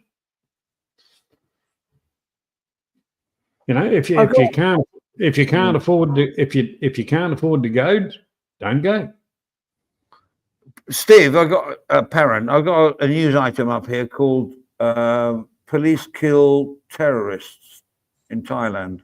Have we done that one? I don't I think. don't I know. don't think you have. I don't think you have. That was down in. That was down the south, wasn't it? You spelled it. Oh yeah. You're right. Well done, Johnny. Well, do we want to go there? I mean, Why not? Why not? We're on a panel, aren't we? Monday We're morning discussing. saw reports from the deep south, far from the tourist regions, of 2 policemen and a defence volunteer losing their lives. One was shot, and in a separate incident, a remote detonated device saw an armoured truck blown from the highway and 2 lose their lives. Yala is not a tourist region and remains on the warn list for many embassies who report all but the far south of Thailand as safe for travel as always. well, I got a friend that lives down there, and he was blown up with a car bomb. Got a metal plate in his head. It's never been the same. He hates going through security at airports. You know, it's like 10 years ago, Andy, if you went by train down that way, they were taking pot shots at the trains and the cars on the freeway. Yeah, I know. And it gets very overlooked. I didn't do it because of the taking pot shots at the fucking thing. Well, globally, it gets very overlooked because, you know, it's a hint of a terrorist in Italy or something like that. It gets mega headlines. This stuff goes on. I did a thing back in the old Bangkok chit-chat days about gun ownership, right? And I'm not going to quote figures because I can't remember them, but they're like next to bloody America for gun ownership in Thailand. But they worked out the figures that over half of gun ownership were supplied by, I'm not going to say who, to the south. So half the gun, so it looks like, you know, like 5.6 people in Bangkok or whatever own a gun. No, it's wrong. That 50% of gun ownership was supplied for the South, keeping them in with rifles and shit. Oh, yeah. So it's a big thing, and it gets overlooked, I think. You never hear about it, do you, internationally, about the southern situation? Well, they want to get away from Thailand. They want to break off from Thailand and go with Malaysia, or maybe make their own state. I don't know. But I've been down that way. It's quite different to the rest of Thailand. I've never been down there, Steve. I've never been down there, mate. Ugly Muslim. It's just Muslim. Good curries, right? Yeah, I guess so. Yeah. Yeah, Johnny, have you been down there? You know, down right into these areas. I've headed down that way, and actually the next time I go over, I was going to go around the Gulf. I'd like to go. Some of that stuff is down further towards the Malaysian border. Yeah. In my devious mind, some of this stuff that's happening, well, it takes funding, and if you don't have, if you have things happening up where a few of the tourists go through, you know, where you go through to get onto the ferries and that to go across to the islands, and there's a little bit of unrest in there that affects real estate, real estate and all the rest of it. So, to me, some of this stuff is funded because realistically, the Muslim religion, there's no such thing as a word jihad. Correct. And there's a lot of things. They are the ones that are doing it are terrorists. They are just guns for hire, and they're putting the blame onto a group that's fighting for whatever recognition that's being kicked out of everywhere. Not that I feel sorry for them, but the whole thing about it is for that to come up to a main kind of area where your traffic flow to go to the islands and things like that from the ferries. To me, I'd smell that as somebody's funding it, and the only reason they're funding it is because of values that they can get out of it at a later date. And if you don't have the tourists and you don't have a lot of things and things start falling apart, people sell up, they move on, and they get what they can get. That's, I think it's comes back to basic economics. But do you think it could be?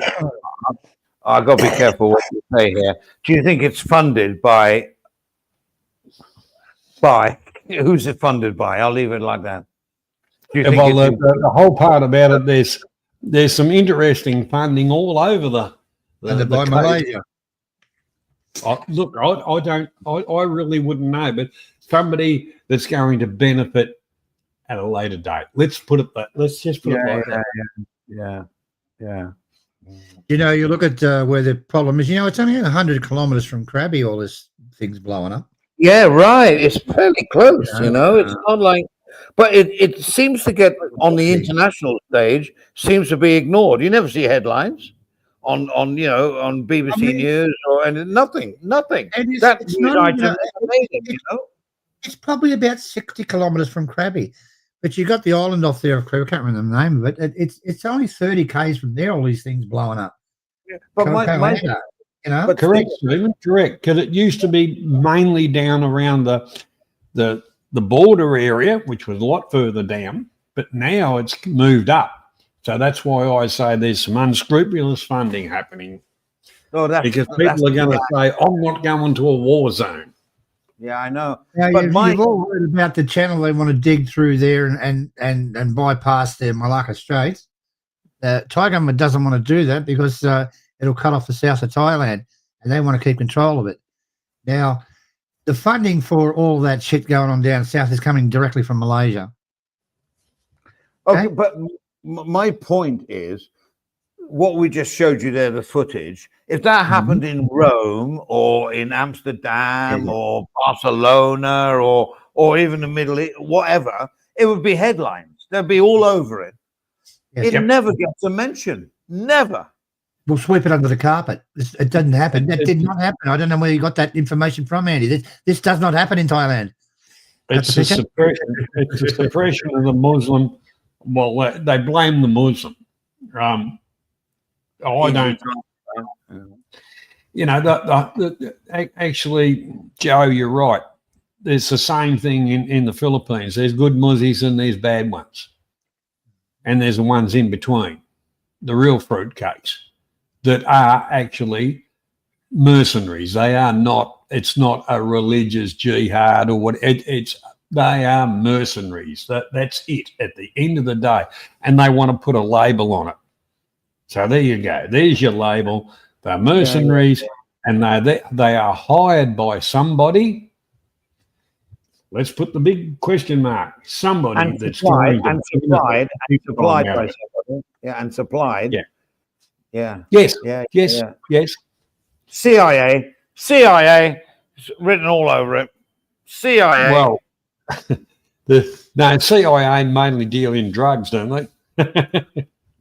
Well, what do you think they get their funding from? There was a time when they blew up the temple in Bangkok. I was there when they did that shit. And then I think I can't remember if it was during that period, but the Thai government went down there and accidentally killed 30 people in a hall. But, I know that. Pumping a dog, it's going to turn around and bite you. Maybe you should be looking at how the Thai government treats the people down there in South. Who knows? I don't know. Well, a long story, but I'll cut it really short because I don't want anybody to get bored with what I'm saying, right? All right. Everyone's ears will prick up when I say Nana Plaza. All right, got everyone's attention. In the old days, you could actually park in Nana Plaza, but then they moved it up. They had a few bars going on the floor level, not the bars on the steps. I'm making a big thing of this, am I? What I'm saying is there used to be loads of motorbikes parked in Nana Plaza. And I remember thinking this, and don't forget, I was brought up in the old days of London with the IRA bombings. I was thinking any one of these bikes could be a bomb. Now, why was I thinking that? Because, you know, you don't associate Bangkok with terrorism, not really. And it went through my mind, this is danger zone, because somebody wants to make an impression, just roll up on a step through bike, park it, detonate it, and you've like going to cause a big story worldwide. So I'm not saying it ever happened. What I'm saying is, why did I think that? It must have been a lot of things going on in the South that brought that to my attention. Does that make sense? Yeah. Anyone with me? No, not really. You're not with me. Yeah, well, it's an interesting point of view. No, there, well, the point is, yeah. Why was I thinking? Well, I mean, I'd be on a tube in London if I see an unattached bag. I remember going into a pub in London and seeing a Nike bag parked, dropped by a bar and unattended. I told the barman, and I'm old school, and he went, "Well, so what?" And I went, "That's it's unattended." Yeah, I was worried, but I went through the IRA stuff in London back in the days, you know. Yeah, it must have been horrible. Yeah. You know, and so hang on, Nike was that stuff in Australia. We never had to put up with any of that, so we were lucky that way. Nike to the blame, right, Johnny? No. I was just saying Nike's that's a bit upmarket for the IRA. That would have been fine. Well, they didn't have Primark back in those days, I don't think. But you know, well, I mean, what happened when your bombs used to come in a plain brown wrapper? Yeah, like your porno mags and all that kind of stuff, Andy. I know. Hey, I can tell you stories about. I used to be traveling through London on the underground, and they would miss a station. No, you can't. We're not stopping at Piccadilly Circus. We're not stopping. They go straight through. Bomb scare. All right, bomb scare. It was like imprinted on me. And back in the days, right, I went down Regent Street, and the McDonald's was bombed an hour after I left the area. I'm not kidding. This is on my heart, on the life of my children. I left, and they exploded a bomb. That was the IRA day. So we're always looking for unattended luggage. You know, you see it in airports now, and I'm always aware if I see a bag unattended, it's indoctrinated in me. It's like, okay, you know, why have you left that bag there? You know, do you ever think that when you see an unattended bag? I do. Maybe you didn't live in London. IRA was very vicious. Thank God. Thank God. That's the thing. You're right. Right. I mean, yeah, and that's always, even now on the BTS, if I see obviously a bag by a passenger, it's fine. If I see one on its own, I don't panic, but I question it. Oh, absolutely. Because it's so easy to do. You get your pad out and you flip it open like the detectives on the TV. Righto, bag, what are you doing? What's your name? And what time did you arrive here? You unzip the bag very carefully and have a look inside. If there's flashing lights, but the point is, if you want to make your point, you just like take a bag onto the BTS on rush hour and blow it up. It's so easy. You go through those on the MRT, there's actually metal detectors. Nobody ever goes through them. I've actually been through them and they never sound off anyway. I don't think they do. I don't think they're connected to anything. It's so easy to make a terrorist attack. So easy. Really, right? You got the supply of dynamite or whatever you use, C4 or whatever it is, whack it on a BTS, rush hour. I'm not quite sure. When I grew up here, you could go into the local, was a grog shop, total store, and then they had a hardware section, and you could buy gelignite caps and fuse. Right. So but the gelignite and the caps and the fuse was actually cheaper than buying firecrackers. Yeah, so we had a blast. But do you understand what I mean? Like, if you're Well, you got to get the right person to do it. Like people like Perrin, you and me, we'd be ideal because we're not suspected. Here you go. Here's 100 grand US dollars. Just go on the BTS, rush hour, 7 o'clock tomorrow morning. Well, did go you? on and just You leave brought it up on a the subject. You brought up a subject. There is a news item from Phuket of a young bloke bomb maker. Oh, really? Yes. I blame my news department for not finding that. Phuket Extra. That was the other day. A young fella. I didn't watch it. I saw it, but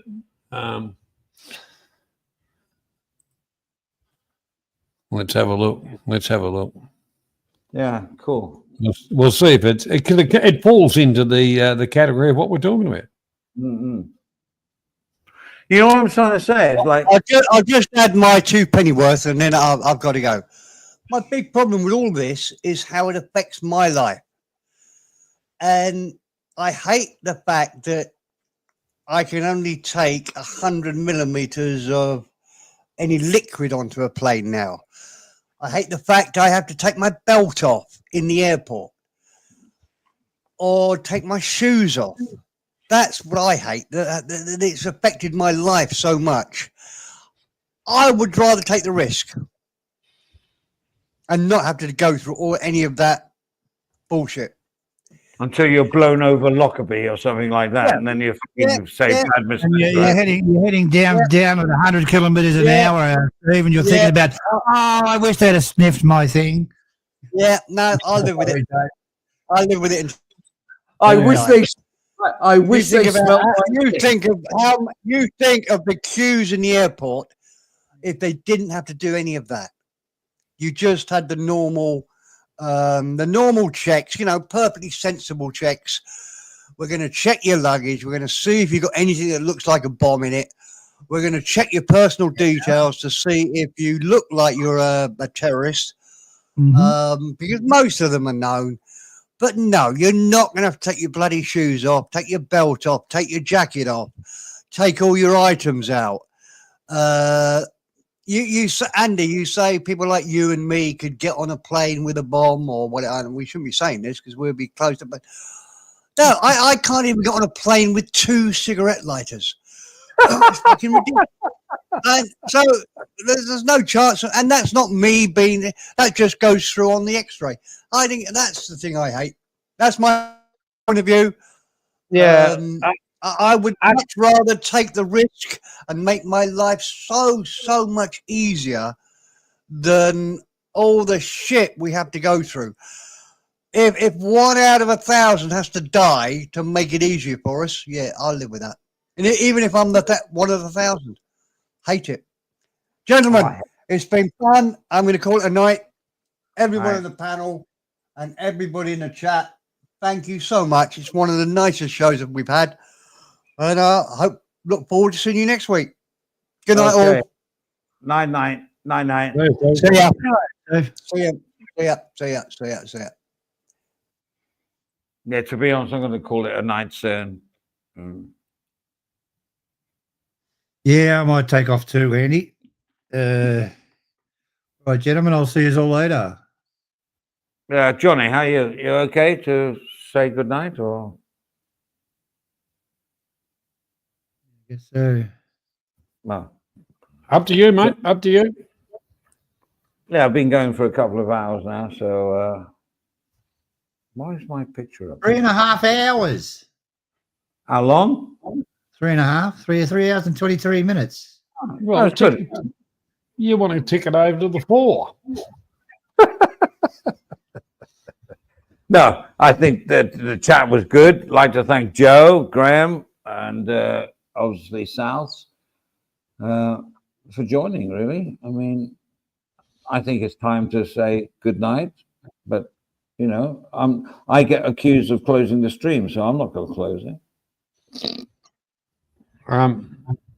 Well, if it's past the bedtime, that's fine.